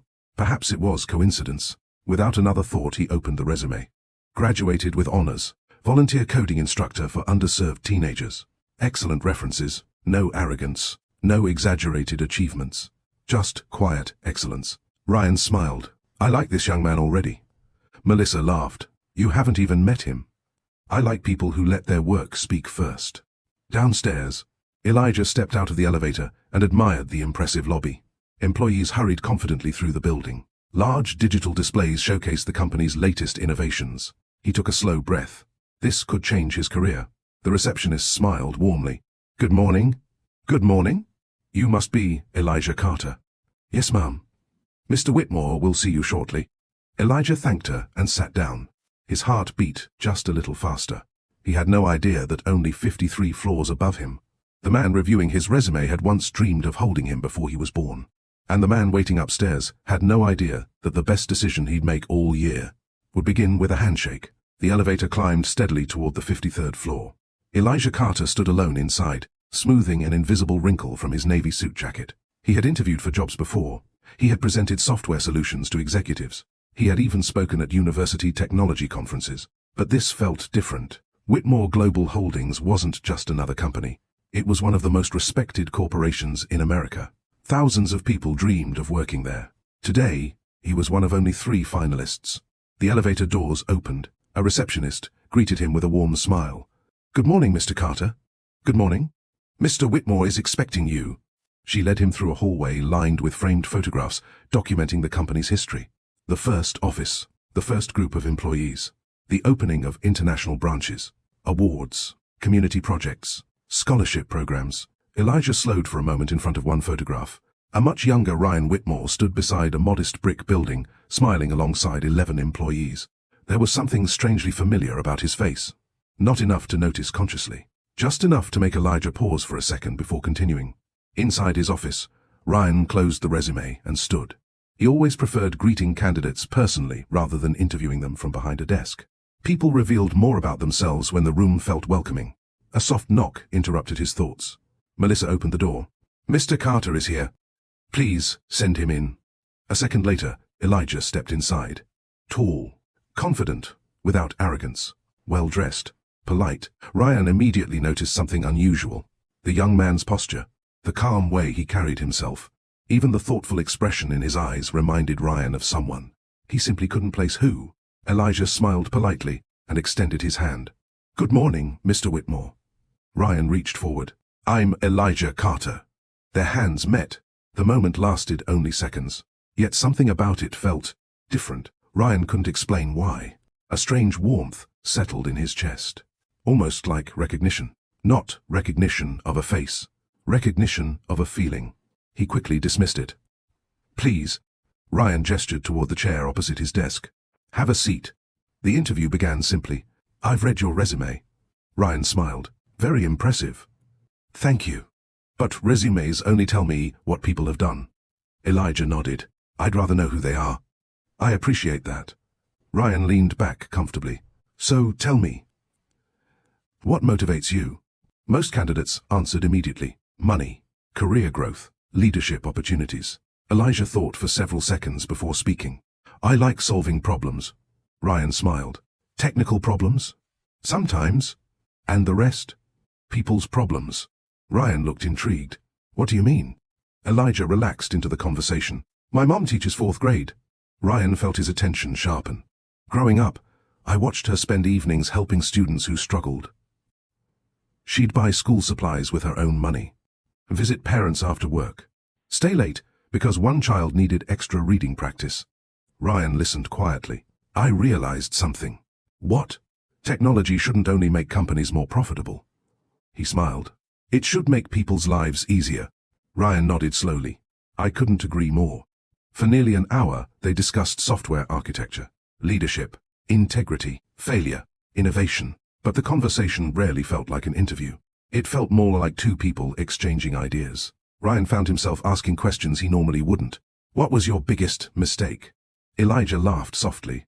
I tried to do everything myself. Ryan smiled. And? I learned that talented people don't become successful because they're the smartest. They become successful because they know when to trust others. Ryan couldn't hide his approval. Who taught you that? My mother. Ryan smiled. She sounds remarkable. Elijah nodded proudly. She is? Ryan stood and walked toward the large windows overlooking Seattle. Can I ask you something a little more personal? Of course. What kind of legacy do you want to leave? Most applicants would have spoken about successful startups, patents, awards, industry recognition. Instead, Elijah answered quietly, when I was little. He smiled at the memory. My mom used to tell me something every birthday. What was it? The world already has enough successful people. Ryan waited. Try becoming someone who makes success meaningful for others. The room fell silent. Ryan stared out across the city. Those words stayed with him. Meaningful for others. How long had it been since he'd measured success that way? Melissa knocked gently. Sorry to interrupt. Ryan turned. What is it? Your board meeting starts in 10 minutes. Ryan looked at his watch. I completely lost track of time. Melissa smiled knowingly. I noticed. Ryan looked back at Elijah. I have one final question. I'm listening. If I offered you this position today. Elijah smiled politely. I'd be grateful. But... Ryan raised an eyebrow. There is one condition. Ryan laughed. The applicant has conditions. A small one. Let's hear it. Elijah smiled. I'd like to spend part of my time working on the company's community education projects. Ryan looked surprised. You've read about those? I have. My mom always taught me. He paused. That success means very little if it only benefits you. Ryan smiled wider than he had in weeks. I think your mother and I would get along. Elijah laughed. I think she would enjoy talking with you. After Elijah left, Ryan remained standing by the window. Melissa walked back into the office carrying several files. So? Ryan looked up. Hire him. She smiled. I thought you might say that. He isn't just talented. No. He's grounded. Melissa nodded. I noticed. Ryan looked once more at Elijah's resume. What did you notice? He reminds me of someone. Ryan laughed quietly. I've been thinking the same thing. Meanwhile, Elijah stepped outside the building and immediately called Danielle. She answered before the first ring finished. How did it go? I think. He smiled. It went really well. I knew it would. He was nothing like I expected. Mr. Whitmore? Yeah. What was he like? Elijah looked back toward the towering building. Kind. Danielle smiled. That's nice to hear. He actually listened. Really? I forgot it was an interview. She laughed. That's usually a good sign. I hope so. 2 days later, Elijah received the phone call. Mr. Carter? This is Melissa from Whitmore Global Holdings. Yes, we'd like to officially offer you the position. Elijah closed his eyes with relief. Thank you. We're excited to have you join us. After hanging up, he drove straight to Danielle's house. She was grading spelling tests at the dining room table when he burst through the front door. I got it! Danielle jumped to her feet. You got the job? He nodded. She wrapped him in the biggest hug she could manage. I knew you would. You believed before I did. I've been believing in you since the day you were born. He smiled. I know. That evening, they celebrated with homemade lasagna. No expensive restaurant. No elaborate party. Just dinner around the kitchen table. Halfway through the meal, Elijah looked at Danielle thoughtfully. You know. What? I think you'd like Mr. Whitmore. She froze almost imperceptibly, only for a second. Then she smiled. Would I? I really do. He reminds me of someone. Danielle's fork stopped halfway to her mouth. Who? Elijah shrugged. I don't know. He just feels. He searched for the word. Familiar. Danielle's heart skipped. She quickly looked down at her plate before Elijah could notice the emotion that flashed across her face. She whispered almost silently, "Some people leave pieces of themselves behind." "What did you say?" She looked up with a gentle smile. "I said, I'm glad your first impression was a good one." Across the city, Ryan sat alone in his office after everyone else had gone home. He opened Elijah's employee file one more time. Not because he needed to, because something continued tugging at his thoughts. His eyes paused on one line. Emergency contact, Danielle Carter. Mother Ryan stared at the name. Danielle Carter. His heartbeat slowed. The room suddenly felt very still. "No," he whispered. "There are probably thousands of Danielle Carters." He closed the file, then opened it again, trying to convince himself it was only coincidence, yet for reasons he couldn't explain. That single name followed him all the way home. Neither Ryan nor Danielle knew it. But after 22 years of silence, fate had quietly placed father and son under the same roof, and the truth was closer than either of them could possibly imagine. Before we continue, take a moment to think about this. If you were Ryan, would you tell Elijah the truth the moment you discovered he was your son, or would you keep it hidden to protect him? Let us know your answer in the comments. We'd love to hear what you think. If this story has touched your heart so far, please take a second to like this video and subscribe to Love Stories by Mr. Johnson. Your support helps us continue bringing you powerful stories about love, forgiveness, second chances, and the choices that shape our lives. Don't go anywhere, because in the next chapter, Ryan begins to notice impossible similarities between himself and Elijah, while Danielle realizes the past she worked so hard to leave behind is about to find her again.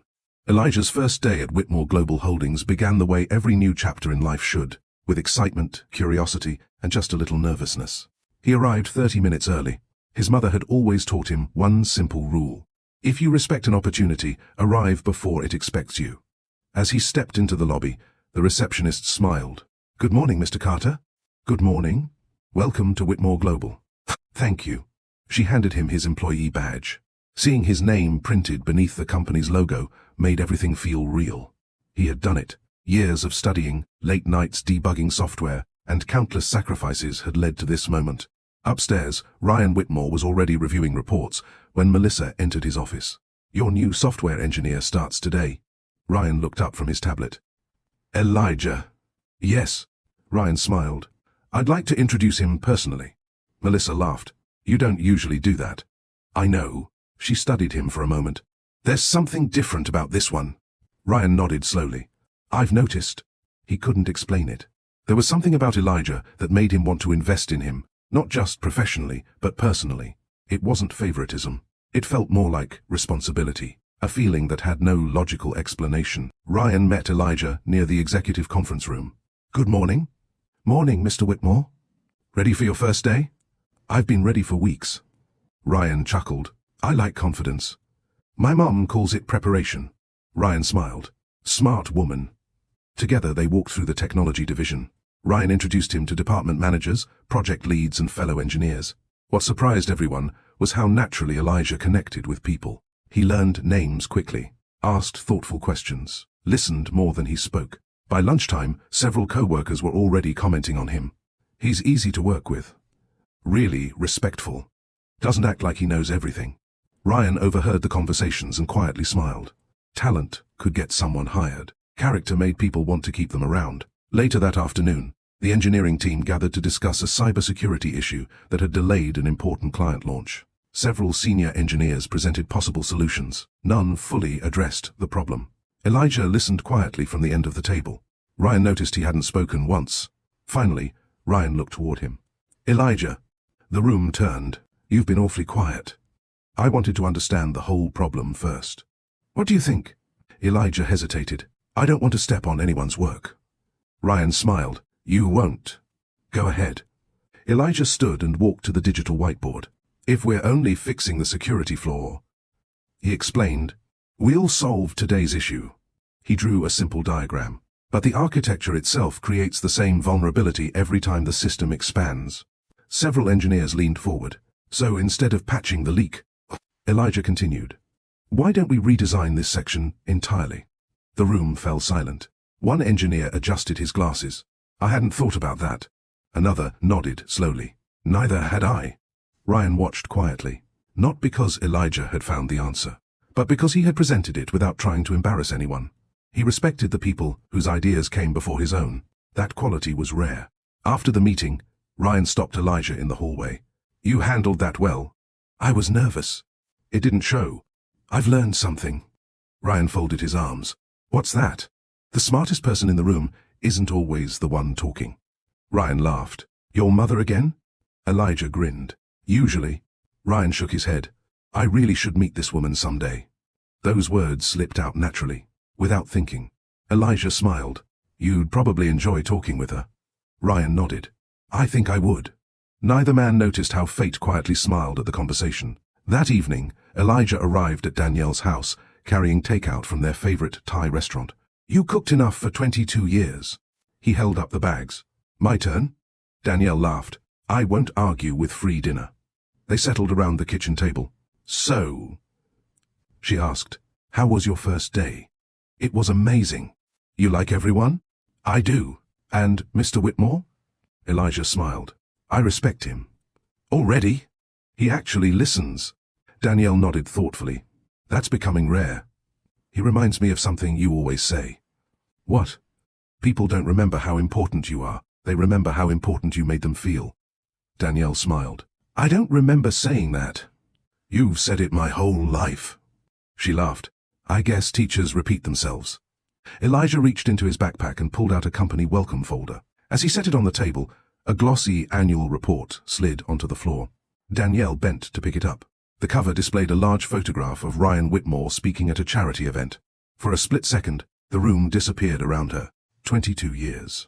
22 years since she'd last seen his face in person. Age had changed him. Silver now touched his hair.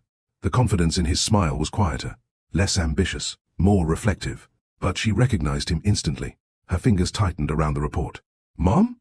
Elijah's voice brought her back. "You okay?" She quickly smiled. "Of course.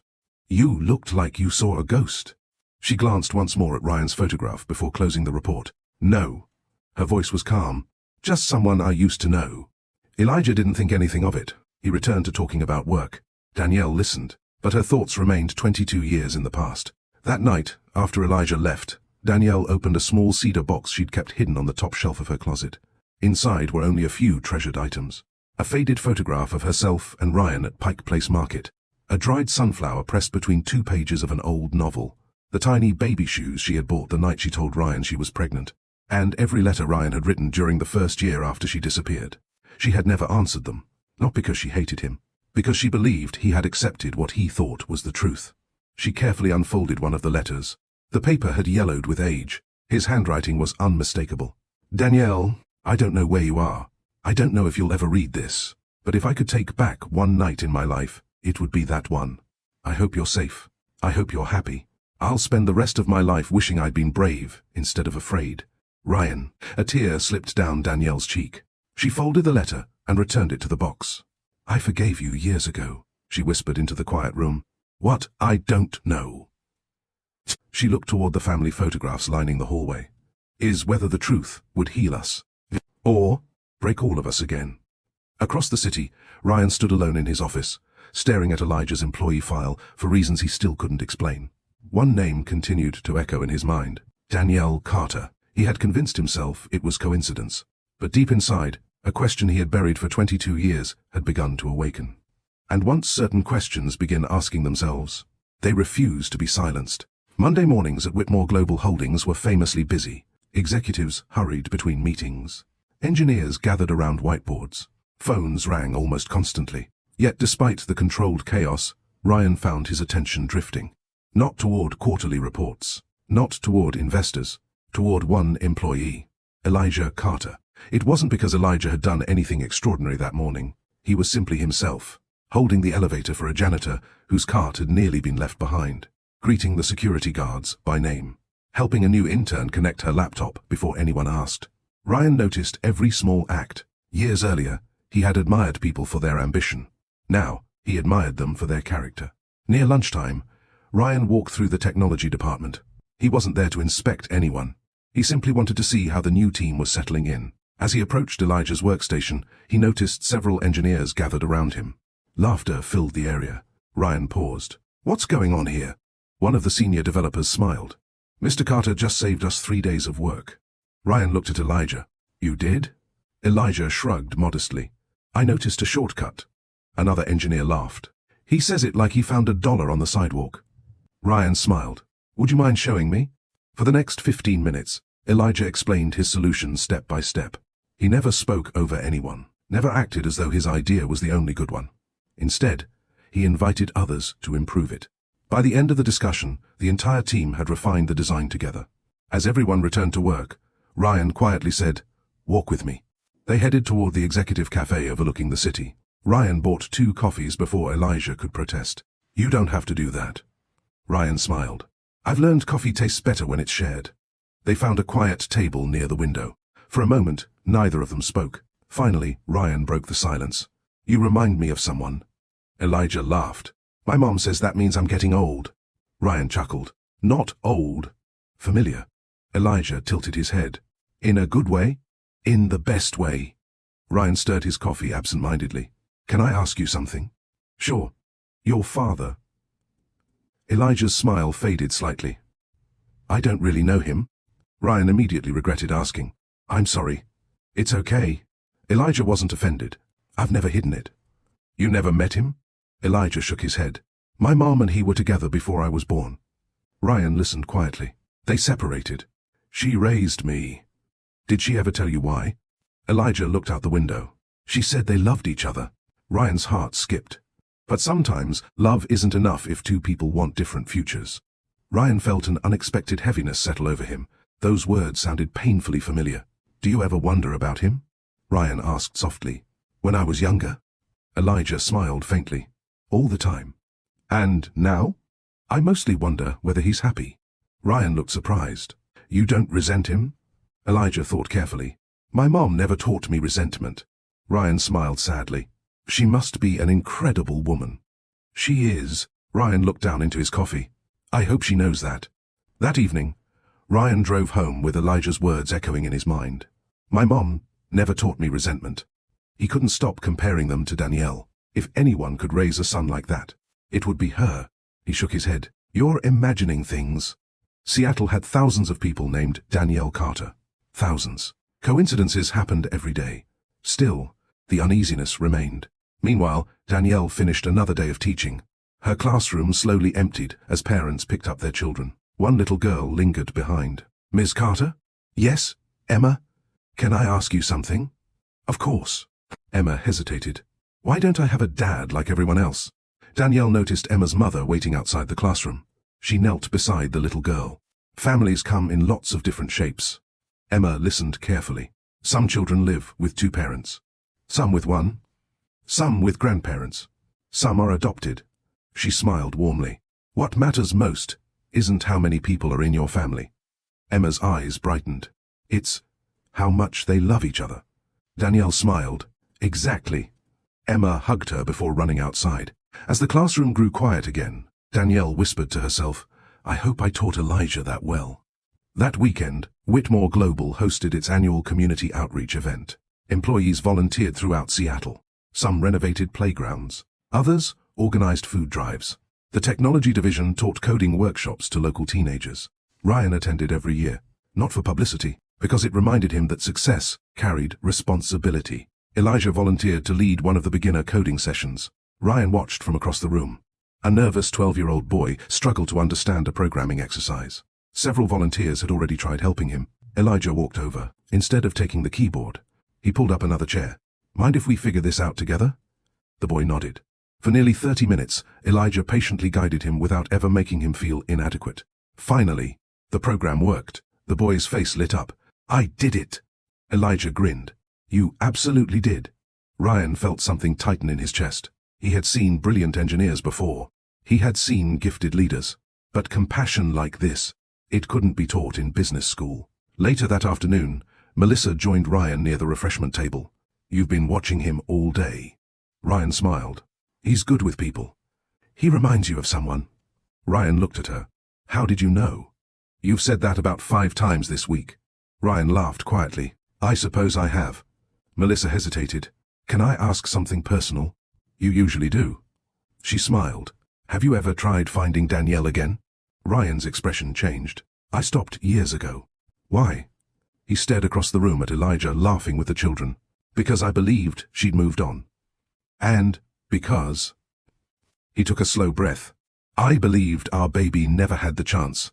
Melissa gently rested a hand on his arm. You've carried that alone for a long time. Too long. As the event came to an end, employees gathered for a group photograph. Everyone squeezed together. Ryan stood near the center. Elijah ended up beside him. The photographer laughed. Move a little closer. The two men stepped shoulder to shoulder. Several co-workers smiled. You two could almost be related. The comment was meant as a joke. Everyone laughed. Everyone, except Ryan. For just a second, the words echoed differently in his mind. Related. He glanced sideways at Elijah. The same calm eyes. The same thoughtful expression. Even the slight tilt of his head when listening. Ryan had seen those mannerisms before, years ago, in an old bathroom mirror, before success, before regret, before fear changed everything. That night, unable to quiet his thoughts, Ryan drove home and unlocked the cedar chest he hadn't opened in years. Inside were photographs, old birthday cards, the faded note Danielle once tucked into his lunch. At the bottom lay the final letter she had sent him, the one that convinced him she had chosen a different path. He unfolded it carefully. His eyes stopped on one sentence. I need you to believe that I've made peace with my decision. For the first time in 22 years, Ryan asked himself a question he had never allowed before. What if I misunderstood? The possibility seemed impossible. Yet once it entered his mind, it refused to leave. Far across the city, Danielle stood in her kitchen, looking at a framed photograph of Elijah. A feeling she hadn't experienced in decades settled over her heart.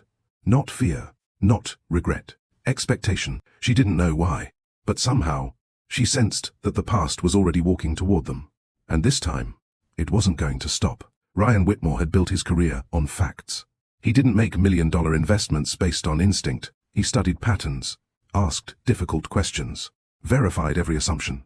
It was the discipline that had transformed a small investment firm into one of the most respected companies in America. Yet for the first time in years, he found himself haunted by a question that had no evidence. What if Elijah is my son? He dismissed it immediately. Then it returned. Again and again. By the end of the week, it had become impossible to ignore. Ryan sat alone in his office long after everyone else had gone home. The city lights shimmered beyond the windows, but he barely noticed them. Instead, he spread several old photographs across his desk. One showed him and Danielle laughing at Pike Place Market.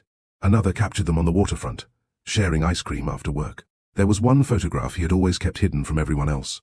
Danielle, smiling as she held a tiny pair of baby shoes in front of her. He had taken that picture only hours before everything fell apart. Ryan picked it up carefully. I should have been excited, he whispered. I should have hugged you. His voice broke. Instead, I let fear make the biggest decision of my life. He closed his eyes. For 22 years, he had believed he was grieving a child who had never been born. Now, he wasn't sure what he believed anymore. The next morning, Ryan arrived at the office earlier than usual. He found Melissa organizing files outside his office. Good morning, she smiled. You're here even earlier than I am. I couldn't sleep. Melissa studied him. Still thinking about Elijah? Ryan nodded. I need your opinion. You know I'll be honest. Good. He hesitated. Have you ever met someone and felt like they belonged in your life before you even knew why? Melissa smiled thoughtfully. Once. What happened? I married him. Ryan laughed, despite himself. I'm serious. So am I. Her smile faded. Why are you asking? Ryan leaned against his desk. I keep seeing pieces of myself in Elijah. Melissa didn't answer immediately. Instead, she asked a question. Is it possible you're seeing the son you always wished you'd known? Ryan considered that. It could be. But it feels deeper than that. Meanwhile, Elijah was settling comfortably into his new role. Within a month, he had earned the respect of nearly everyone on his team. He listened before speaking, shared credit freely, never blamed others for mistakes. His co-workers often found themselves seeking his opinion, not because he demanded attention, but because he had earned their trust. One afternoon, the engineering department gathered to celebrate completing a major software rollout ahead of schedule. Pizza boxes covered the conference table. People laughed about late-night debugging sessions. Ryan stopped by to congratulate the team. I heard great things. One engineer grinned. You should thank Elijah. Ryan looked toward him. So I've heard. Another employee added. He kept everyone calm when the servers crashed. Elijah shook his head. We all solved it together. Ryan smiled. That's exactly why they keep mentioning your name. The room filled with laughter. As everyone returned to work, Ryan lingered. You have a minute? Of course. They walked toward the executive terrace overlooking Elliott Bay. The breeze carried the scent of salt water across the city. Ryan rested his hands on the railing. I've been meaning to ask you something. I'm listening. What was your childhood like? Elijah smiled. It was pretty normal. Ryan chuckled. I don't believe anyone has a completely normal childhood. Fair point. Elijah looked out at the water. My mum worked hard. I remember falling asleep on the couch while she graded papers. Sometimes she'd be exhausted. But she'd still read with me before bed. Ryan smiled. She sounds patient. The most patient person I've ever known. What about grandparents? My great-grandmother Eleanor helped raise me. Ryan felt his heart skip. Eleanor? Yeah. Elijah smiled. She was amazing. Ryan's fingers tightened around the railing. The name echoed through him like distant thunder. Eleanor. Danielle's grandmother. He forced himself to stay calm. That's a beautiful name. It suited her. Ryan nodded silently. Later that day, Ryan excused himself from a meeting earlier than usual. Melissa noticed immediately. You okay? I need some air. Instead of heading outside, Ryan drove aimlessly through Seattle. His mind raced. Eleanor. How many women named Danielle Carter had a grandmother named Eleanor? Coincidences existed. But this was becoming harder to dismiss. He parked near the waterfront, where he and Danielle had once spent countless evenings together. The old bench was still there, weathered by time, changed by years of rain. Ryan sat down. Memories surrounded him. Danielle laughing as seagulls stole pieces of bread.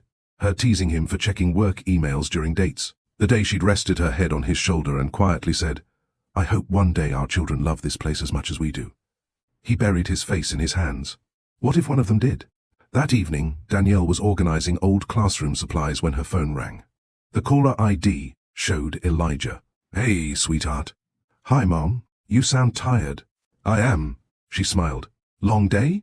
The best kind. I'm glad. There was a brief pause. Mom. Yes? I have a strange question. She laughed softly. Those are usually the interesting ones. Did you ever work with anyone named Melissa? Danielle frowned.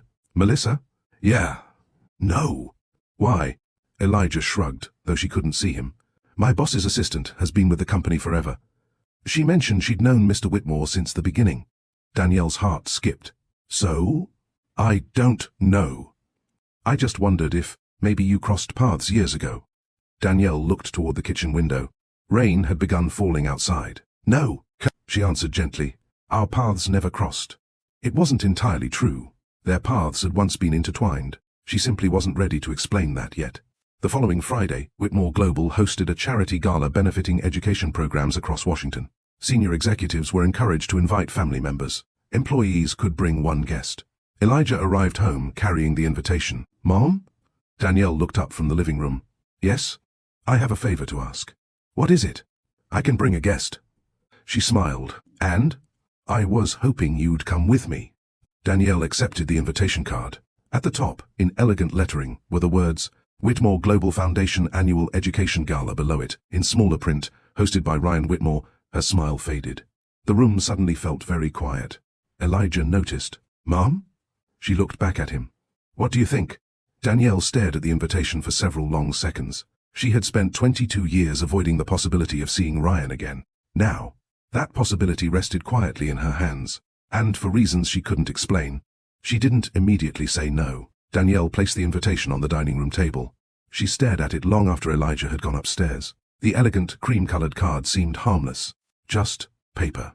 Just ink. Yet it carried the weight of 22 years. She picked it up again. Whitmore Global Foundation Annual Education Gala, hosted by Ryan Whitmore. She whispered the name she hadn't spoken aloud in years. Ryan. It felt unfamiliar, and painfully familiar at the same time. Elijah returned downstairs carrying 2 mugs of tea. You've been looking at that invitation for 5 minutes. Danielle smiled faintly. Have the first? You have. He sat across from her. You don't have to come. She looked at him. I know. I just thought you'd enjoy it. What makes you think that? They're honoring public school teachers. Her eyebrows lifted. They are? Yeah. They're recognizing educators who've made a difference in their communities. Danielle looked back at the invitation. She hadn't read beyond the headline. You've spent your whole life helping kids. Elijah smiled. You deserve a night where someone says thank you. Her heart softened. She wasn't thinking about awards. She was thinking about the man hosting them. That night, sleep refused to come. Danielle walked quietly into the hallway and stopped in front of the family photographs. There was one of Elijah on his first day of kindergarten, another from his high school graduation, another from college. 22 years of memories. 22 years without Ryan. She wasn't angry anymore. She hadn't been for a very long time. But forgiveness and readiness weren't the same thing. She had forgiven him. She wasn't sure she was ready to see him. The next morning she drove to the cemetery where Eleanor Carter was buried. Fresh flowers already rested beside the headstone. One of Eleanor's old neighbors must have visited. Danielle knelt down and brushed a few leaves away. Grandma. She smiled softly. I need your advice. The breeze stirred through the nearby trees. I don't know if I should go. She laughed quietly. You'd probably tell me to stop overthinking. She could almost hear Eleanor's warm voice. Running from the past doesn't change it. Danielle closed her eyes. What if seeing him changes everything? No answer came. Only silence. Yet somehow, the silence felt peaceful. Across town, Ryan was reviewing the final details for the gala. Melissa entered, carrying a folder. The guest list is finalized. Ryan skimmed through it. Business leaders, teachers, scholarship recipients, community volunteers, exactly the kind of evening he wanted. He believed companies should celebrate people who quietly changed lives, not just those who built fortunes. Melissa smiled. You've become sentimental. Ryan laughed. Age does strange things. No. She shook her head. Regret does. Ryan didn't argue. Later that afternoon, Elijah stopped by Ryan's office. You wanted to see me? Ryan smiled. I did. He handed Elijah a small envelope. What's this? Your invitation. I already received one. I know. This one includes reserved seating. Elijah looked surprised. You didn't have to do that. I wanted to.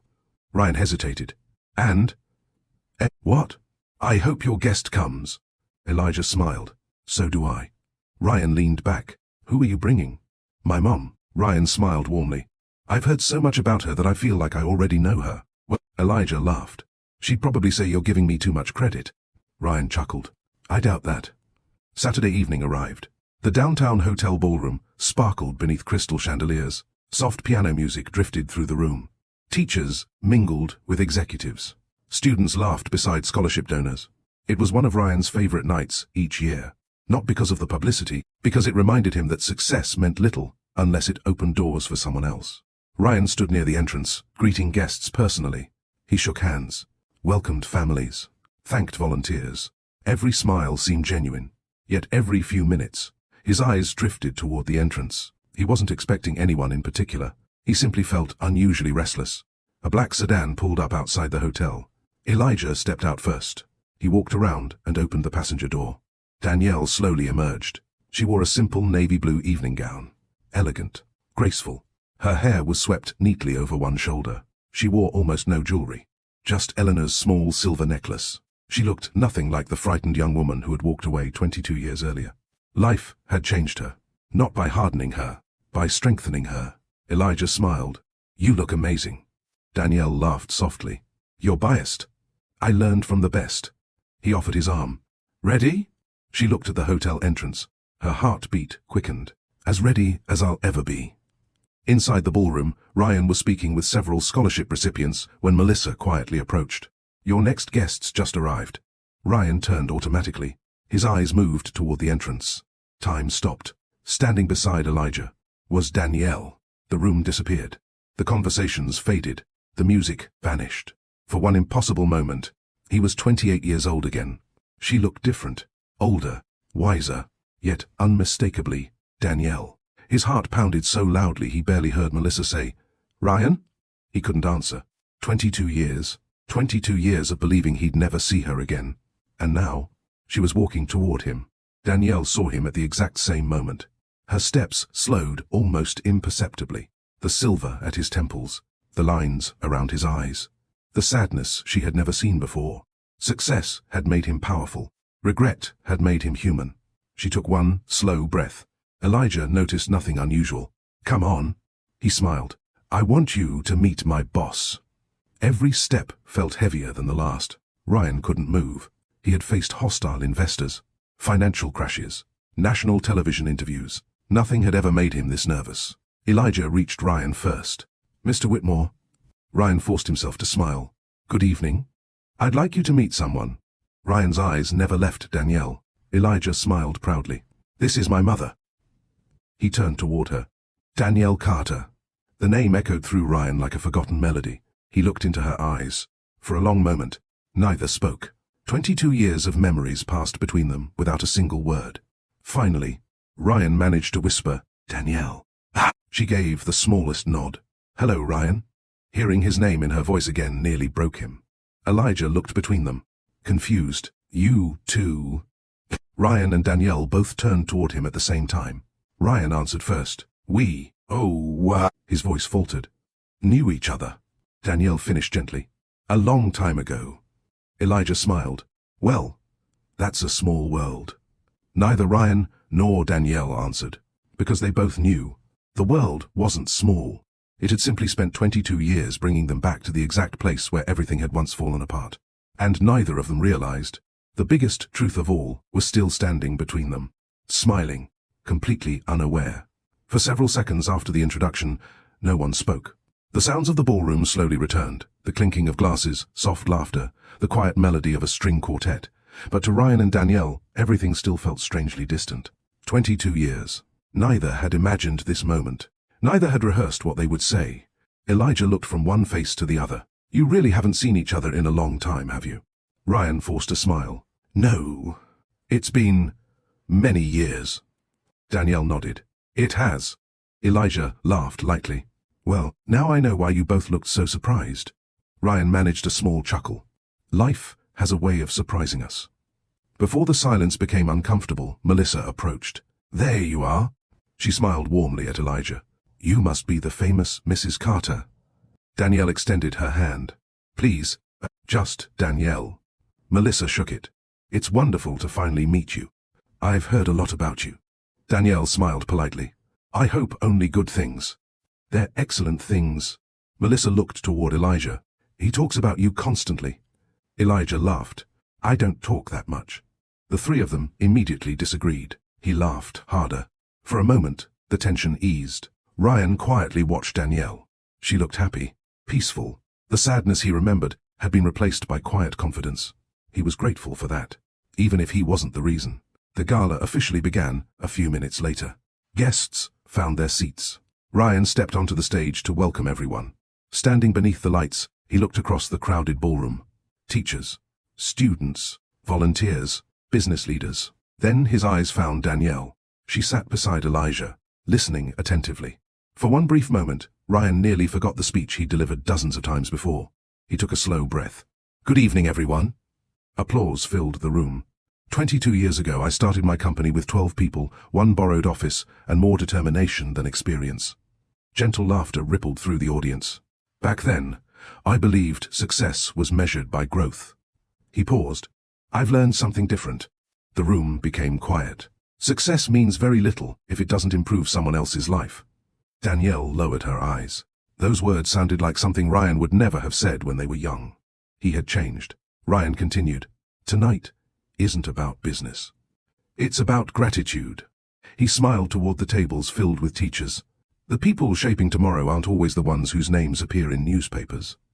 They're often the ones standing in classrooms, reading bedtime stories, volunteering after work, encouraging children who don't yet believe in themselves. He looked across the audience once more. "If you've ever helped someone become a better version of themselves, his voice softened, "please know your work matters more than you'll ever fully understand." The room erupted in applause. Danielle felt tears gather in her eyes. She wasn't applauding the billionaire. She was applauding the man she had once hoped he would become. After dinner, the foundation announced its annual Community Educator Recognition Award. The presenter smiled.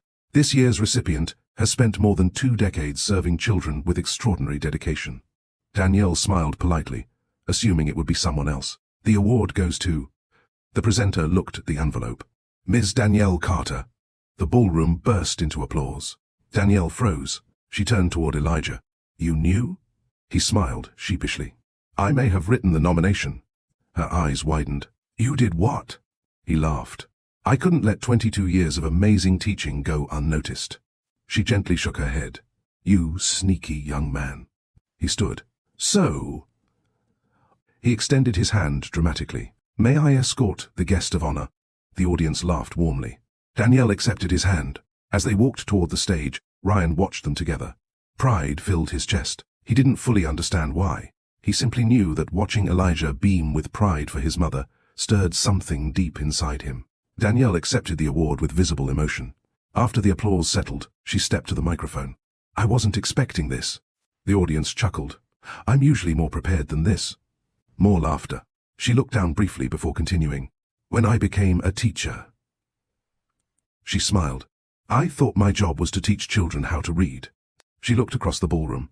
I eventually realized they were teaching me something much more important. Silence settled across the room.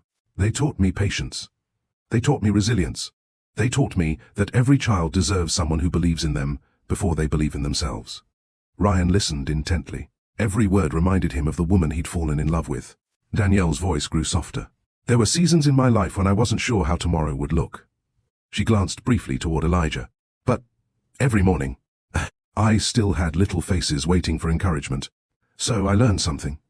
When life feels uncertain, love the people in front of you. Keep showing up. Eventually.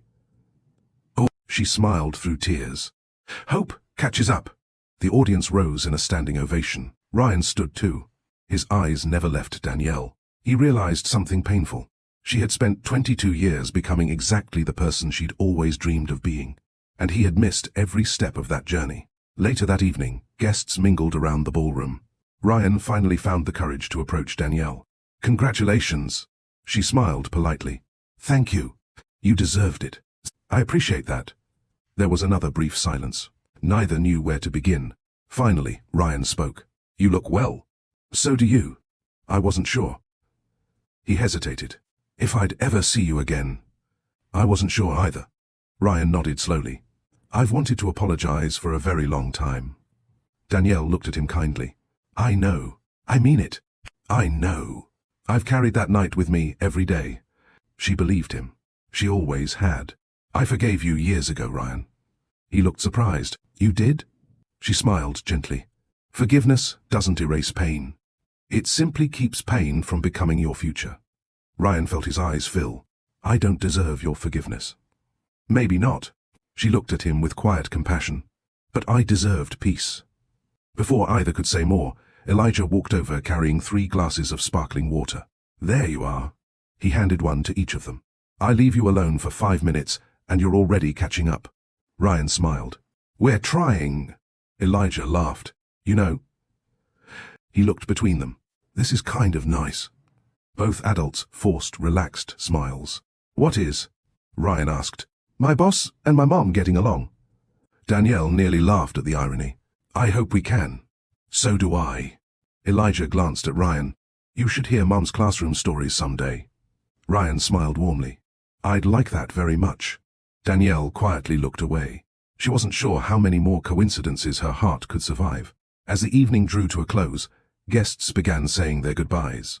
Ryan walked Danielle and Elijah toward the hotel entrance. Outside, the cool night air carried the scent of rain. Elijah checked his phone. I forgot my jacket. I'll grab it.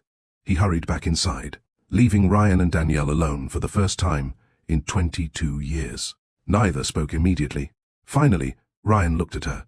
Is he? His voice trembled. Happy? Danielle smiled without hesitation. Very. Ryan nodded. I'm glad. He hesitated again. Then, almost in a whisper, he asked the question that had haunted him for weeks. Danielle. She met his eyes. Did I misunderstand your last letter? Danielle's heartbeat stopped for a moment. She looked at him, really looked at him, and, in his eyes, she saw something she hadn't seen in 22 years. Hope, mixed with fear. She knew exactly what question he was truly asking. Before she could answer, Elijah returned, smiling as he slipped on his jacket. Ready to go? Danielle slowly looked away from Ryan. Yes. Ryan watched them walk toward the waiting car. His question remained unanswered. but something inside him told him he was closer to the truth than ever before. And for the first time in 22 years, Danielle wasn't sure how much longer that truth could remain hidden. Ryan stood beneath the hotel entrance long after Danielle and Elijah's car disappeared into the night. The valet approached cautiously. "Mr. Whitmore?" Ryan blinked. "I'm sorry. Your car is ready." Ryan nodded, absent-mindedly. As he drove through the quiet streets of Seattle, only one question filled his mind. "Did I misunderstand your last letter?" Danielle hadn't answered. She hadn't denied it. She hadn't confirmed it. For 22 years, Ryan had believed there was nothing left to ask. Now, one unanswered question had become impossible to ignore. Danielle remained unusually quiet during the drive home. Elijah glanced at her from the driver's seat. "You okay?" She smiled. "I'm just tired." It was a long evening. It was. He hesitated. "Can I ask you something?"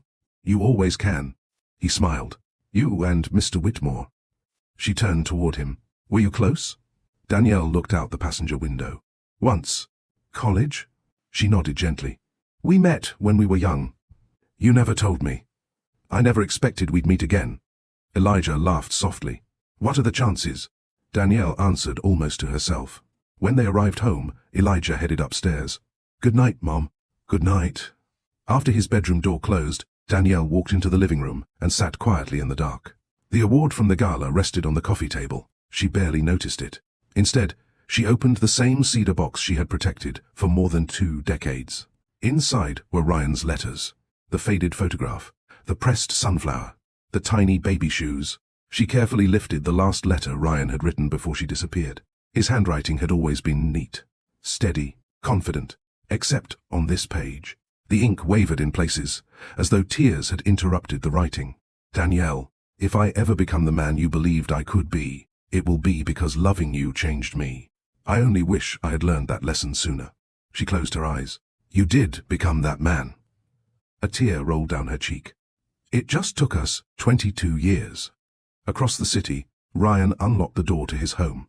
The house was elegant, spacious, perfectly designed, and painfully quiet. He loosened his tie and walked into his study. Against one wall stood a cabinet he rarely opened. Inside were reminders of the life he'd lost. The lunch note Danielle had once slipped into his briefcase, a movie ticket from one of their first dates, a photograph of them laughing at Pike Place Market. He picked up the photograph. "I saw you tonight." His voice echoed softly through the empty room. "You looked happy." For the first time in years, that realization didn't make him sad. It made him grateful. If Danielle had found happiness, then perhaps some good had come from his greatest mistake. But another thought refused to leave. What if Elijah? Ryan stopped himself. "No." He shook his head. "I need facts." The following Monday, Whitmore Global buzzed with its usual activity. Ryan called Melissa into his office. "I need your advice." She sat down. "About Danielle?" He nodded. "I almost asked her." Melissa waited. "I almost asked if Elijah was my son." "What stopped you?" Ryan stared out the window. "What if I'm wrong? And if you're right?" He didn't answer. Melissa spoke gently. "If you ask without certainty, you could reopen old wounds." "I know, but if you never ask." She let the sentence hang. Ryan finished it quietly. That afternoon, Elijah knocked on Ryan's office door. "You wanted to see me?" Ryan smiled. "I have good news." "I'm listening." "The board approved your software proposal." Elijah's face lit up. "Seriously?" Ryan nodded. "We're moving forward." "Thank you." "You earned it." Ryan handed him a folder. "I'd like you to lead the project." Elijah looked stunned. "Mr. Whitmore, I'm only 6 weeks into this job." "I know.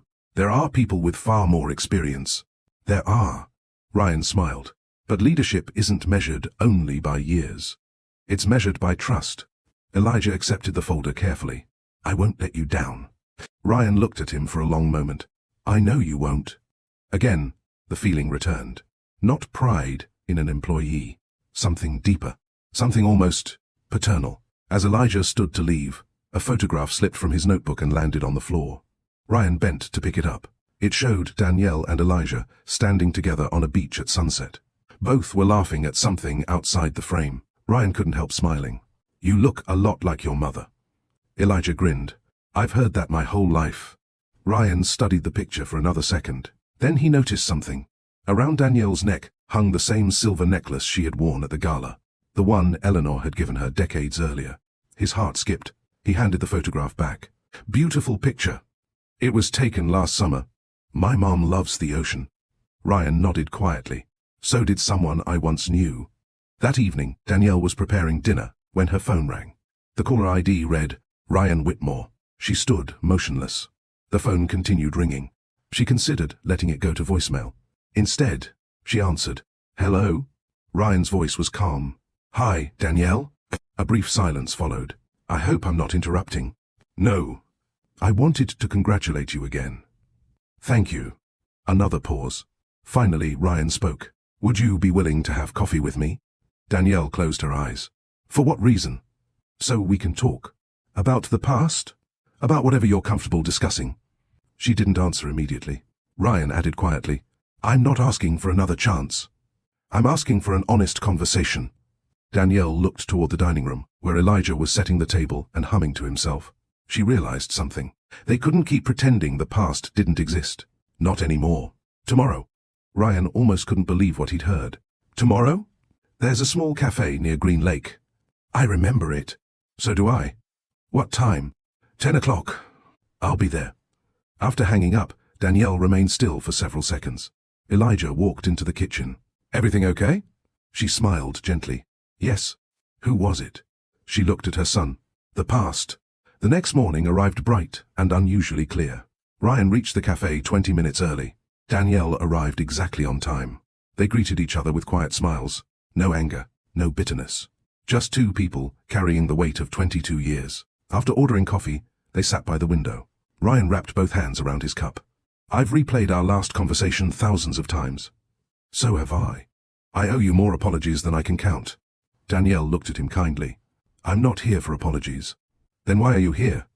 She met his eyes. Because I think it's finally time we stopped letting one misunderstanding control the rest of our lives. Ryan's heart began to race. He didn't know it yet. But before this conversation ended, the first piece of a truth buried for 22 years would finally come into the light. The cafe overlooking Green Lake had barely changed in 22 years. The tables were newer. The walls had been repainted. The menu offered more choices than either Ryan or Danielle remembered.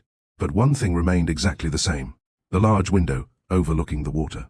Years earlier, they had sat there dreaming about the future. Today, they sat in the same place, trying to understand the past. For several moments, neither spoke. Not because they had nothing to say, because some conversations deserve patience. Finally, Danielle broke the silence. You still drink your coffee without sugar. Ryan looked down at his cup and smiled. I guess some habits never change. You always said coffee should taste like coffee. He laughed softly. And you always added enough sugar for both of us. She smiled. I've cut back. Ryan raised an eyebrow. I never thought I'd see the day. The small joke eased the tension. For the first time that morning, they sounded like the two friends they had once been. Ryan's smile slowly faded. I've imagined this conversation for years. So have I. In every version. He looked into her eyes. You were angry. Danielle shook her head. I was, she answered honestly. For a long time. Ryan lowered his eyes. You had every right. I did. But anger is exhausting. She stirred her tea. I realized one day that holding on to it wasn't hurting you anymore. It was hurting me. Ryan nodded slowly. So, I let it go. I'm grateful you did. She smiled gently. Forgiveness wasn't a gift to you. It was freedom for me. Those words settled deeply inside Ryan. He realized she wasn't the same woman who had walked away 22 years earlier. Pain had matured into wisdom. Ryan took a careful breath. I've wanted to ask you something. I know. She wasn't surprised. I think I've known since the gala. He looked at her. When I asked if I'd misunderstood your last letter. You weren't asking about the letter. No. I wasn't. Silence settled between them again. Outside, a family walked past the lake. A little boy ran ahead while his father pretended he couldn't keep up. Ryan watched them without speaking. Then, almost in a whisper, he asked, Did you? His voice trembled. Keep the baby? Danielle closed her eyes. She had imagined this question countless times over the years. She had imagined answering it with anger, with tears, with accusations. Instead, she answered with calm honesty. Yes. Ryan stopped breathing. For several seconds, the world simply ceased to exist. His hands tightened around the coffee cup. You. His voice cracked. You kept our baby. I did. A tear slipped down Ryan's face before he realized he was crying. He didn't wipe it away. He simply let it fall. Ryan looked at her as though trying to understand a language he'd forgotten. I thought, hey, I know what you thought. My God. He covered his mouth with one trembling hand. For 22 years, I believed. His voice disappeared. Danielle reached across the table and gently placed her hand over his. You believed what I wanted you to believe. Ryan looked up in confusion. What do you mean? She took a slow breath. When I sent that last letter, I knew how you would read it. Ryan stared at her. I wanted you to move forward. You deserved a chance to build your life without carrying hope that I might come back. Ryan shook his head. I never moved forward. I know that now. She looked at him sadly. If I had known. Her voice softened. I would have written something very different. Ryan struggled to process everything. You raised our child. Yes. Alone. Mostly. What about Eleanor? She helped while she was alive. Ryan smiled through tears. She always loved you. She loved both of us. Ryan nodded. I didn't deserve her kindness either. No. Danielle smiled gently. But she believed people were more than their worst decisions. Ryan lowered his head. Eleanor was a better person than I ever managed to become. I don't believe that anymore. Ryan looked up. What changed? You, he frowned. I've watched you from a distance. Ryan looked surprised. You have? Not often. But enough. I saw the scholarships, the literacy programs, the community centers, the education foundation. Ryan blinked. You knew? I knew. She smiled softly. I saw interviews. I read articles. I watched you become the man you once promised me you'd become. Ryan swallowed hard. It took me far too long. It did. But you got there. Ryan's voice was barely audible. What about? What? He couldn't finish. Danielle understood. Elijah. Ryan nodded.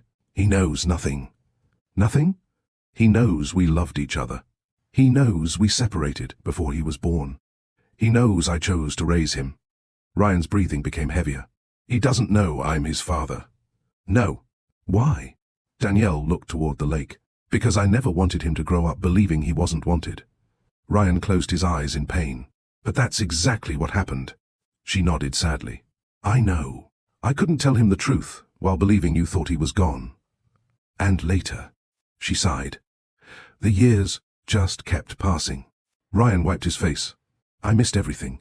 His voice broke under the weight of the realization. His first birthday. His first day of school. Teaching him to ride a bike. Graduation. Every Christmas. Every birthday. He buried his face in his hands. I wasn't there. No. I failed him. Danielle waited until he looked at her again. You failed before he was born. She spoke gently, not cruelly. But the man sitting across from me today, she held his gaze, isn't the same man who made that mistake. Ryan wanted to believe her, but the guilt was overwhelming. How could he ever forgive me? Danielle answered without hesitation. You're asking the wrong question. He frowned. What should I be asking? She smiled sadly. Whether you're willing to earn his trust. Ryan took a long, shaky breath. I want to know him. I know. I don't want to lie to him. I know. I don't want to lose him. Danielle's eyes filled with tears. I don't want him to lose either of us. Ryan looked at her in disbelief. After everything. She nodded. Elijah deserves the truth. She paused. But he also deserves time. Ryan agreed immediately. I won't rush him. I won't pressure him. I won't appear one day and expect him to call me Dad. His voice cracked again. I haven't earned that. Danielle reached into her handbag. She removed a small envelope. Ryan recognized it instantly. The photograph. She said quietly. I've carried it with me for years. She slid it across the table. Ryan slowly opened the envelope. Inside was the ultrasound image from 22 years earlier. Folded behind it was another photograph. A newborn baby wrapped in a blue blanket. On the back, written in Danielle's careful handwriting, were the words, Elijah Carter. Born June 14th, 7 pounds 4 ounces. Ryan stared at the picture. His son. His tiny, beautiful son. The first photograph of Elijah's life, one he had never seen. His tears fell freely onto the table. He whispered the words he'd waited 22 years to say. "Hello, son."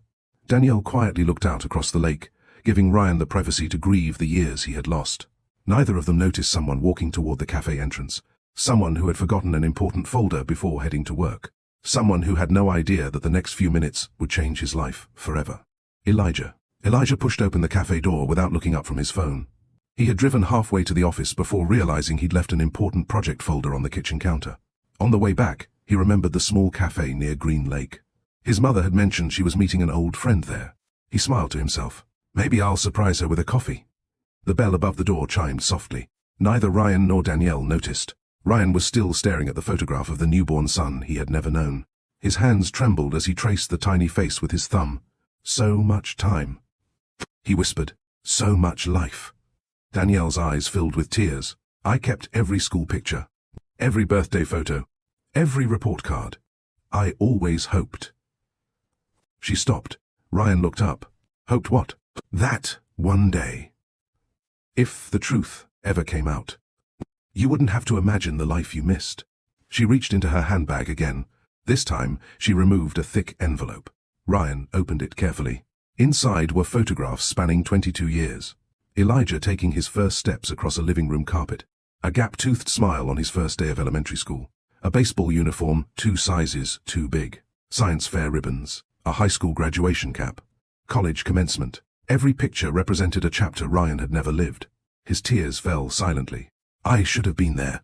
Only a few feet away, Elijah stopped walking. He hadn't intended to eavesdrop. He simply heard his own name. Elijah. Then another sentence. I should have been there. He instinctively looked toward the corner booth. His mother, Mr. Whitmore, both crying. Confusion washed over him. He didn't interrupt. Instead, he remained where he was, hidden behind a decorative plant near the entrance. Ryan carefully held one photograph. Elijah, at about 6 years old, holding a handmade Father's Day card. The space where a father's name should have been was blank. Ryan closed his eyes. What did he say? When everyone else made Father's Day cards? When Danielle smiled sadly. He asked me once. What did he ask? Did I do something wrong? Ryan's heart shattered. I told him no child is responsible for adult decisions. She swallowed hard. I never wanted him blaming himself. Ryan covered his face. Oh, God. Near the entrance, Elijah frowned. Father's Day?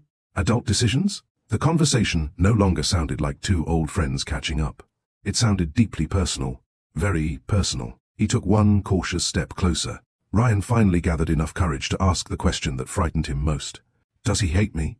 Danielle answered immediately. He can't hate someone he doesn't know. Ryan nodded slowly. Does he ever think about me? Sometimes. What does he say? Danielle smiled. He wonders whether you're happy. Ryan blinked. That's all? He says, if you found peace. Then he hopes life was kind to you. Ryan couldn't speak. A son he had never met. A son he had unknowingly interviewed. A son who worked in his company. Had spent years wishing happiness for the father he believed had simply disappeared from his life. Ryan whispered, he deserved better. Danielle leaned forward. Ryan, he looked at her. You cannot change 22 years. I know, but you can decide what kind of man you'll be tomorrow. Ryan nodded. I want to tell him.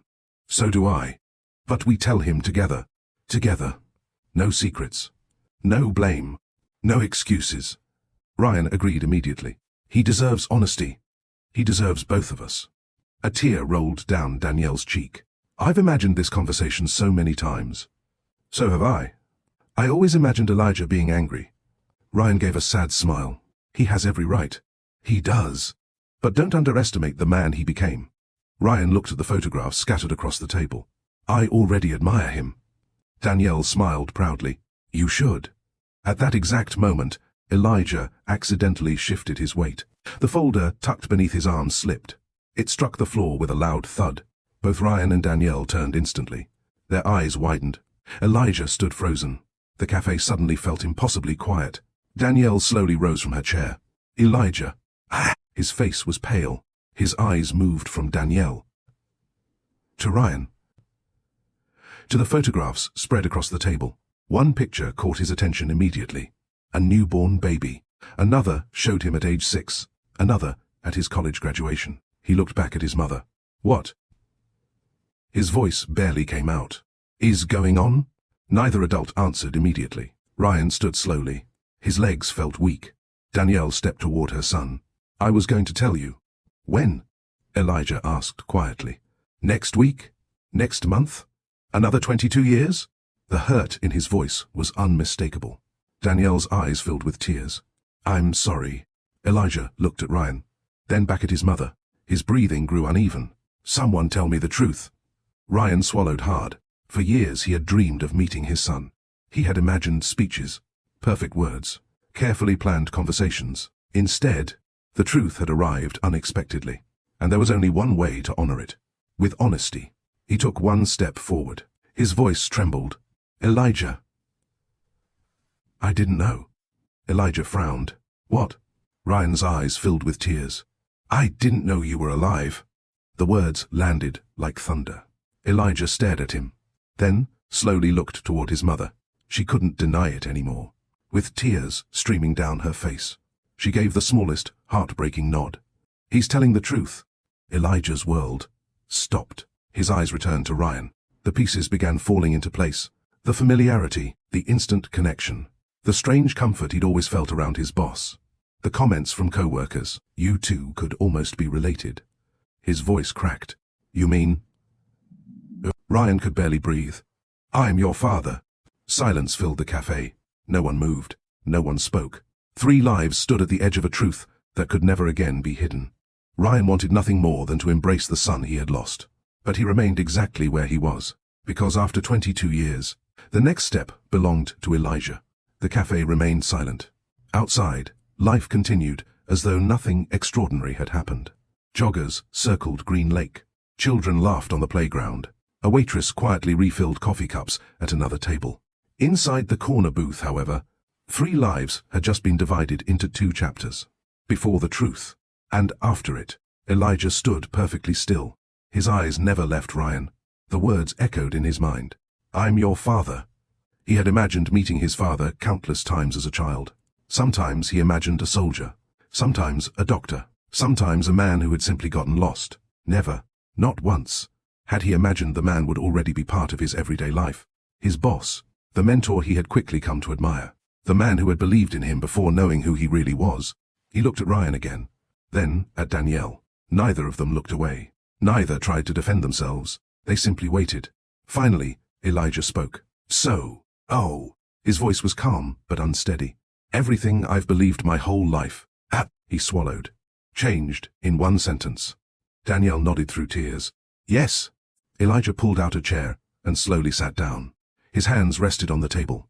He wasn't angry, not yet.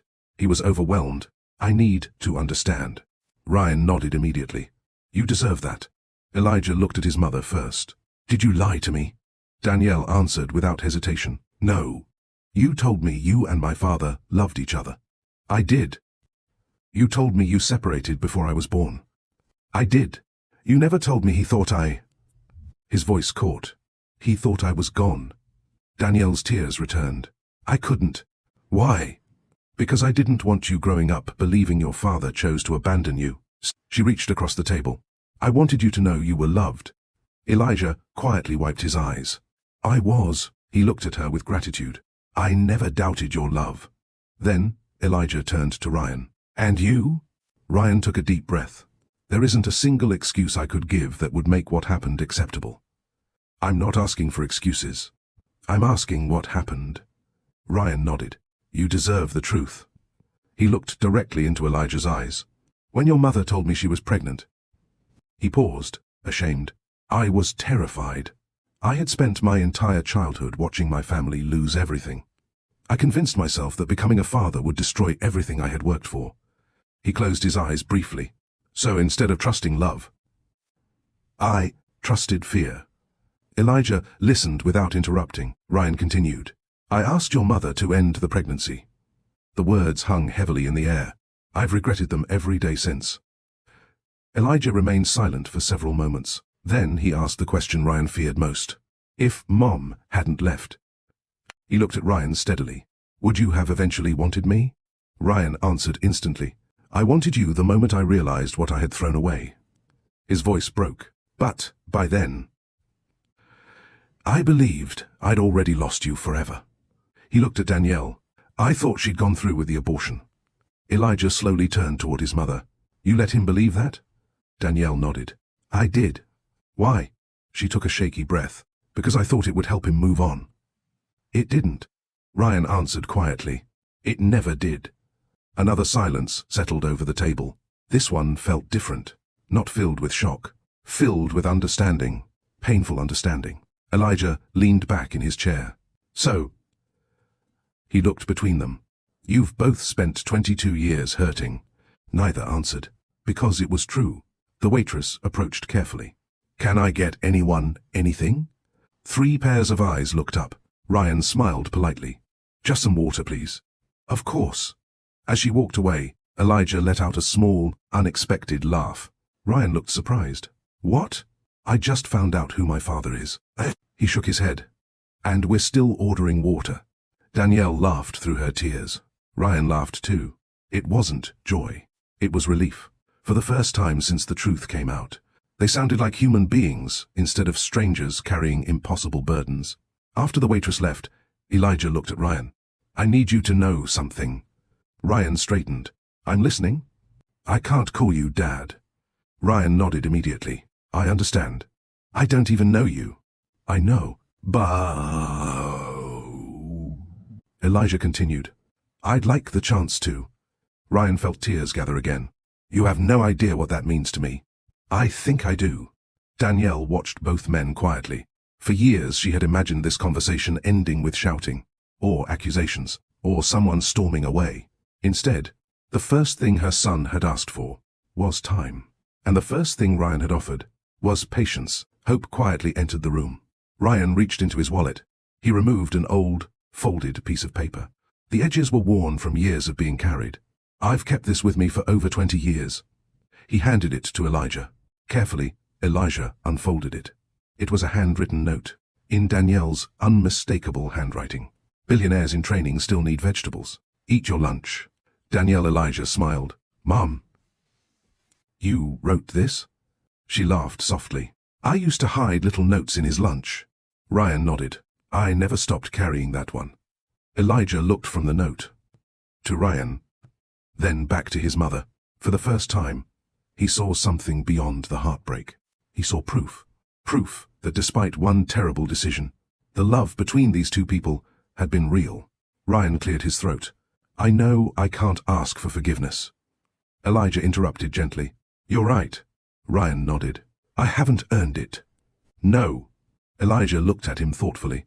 But forgiveness and trust aren't the same thing. Ryan listened carefully. Trust takes time.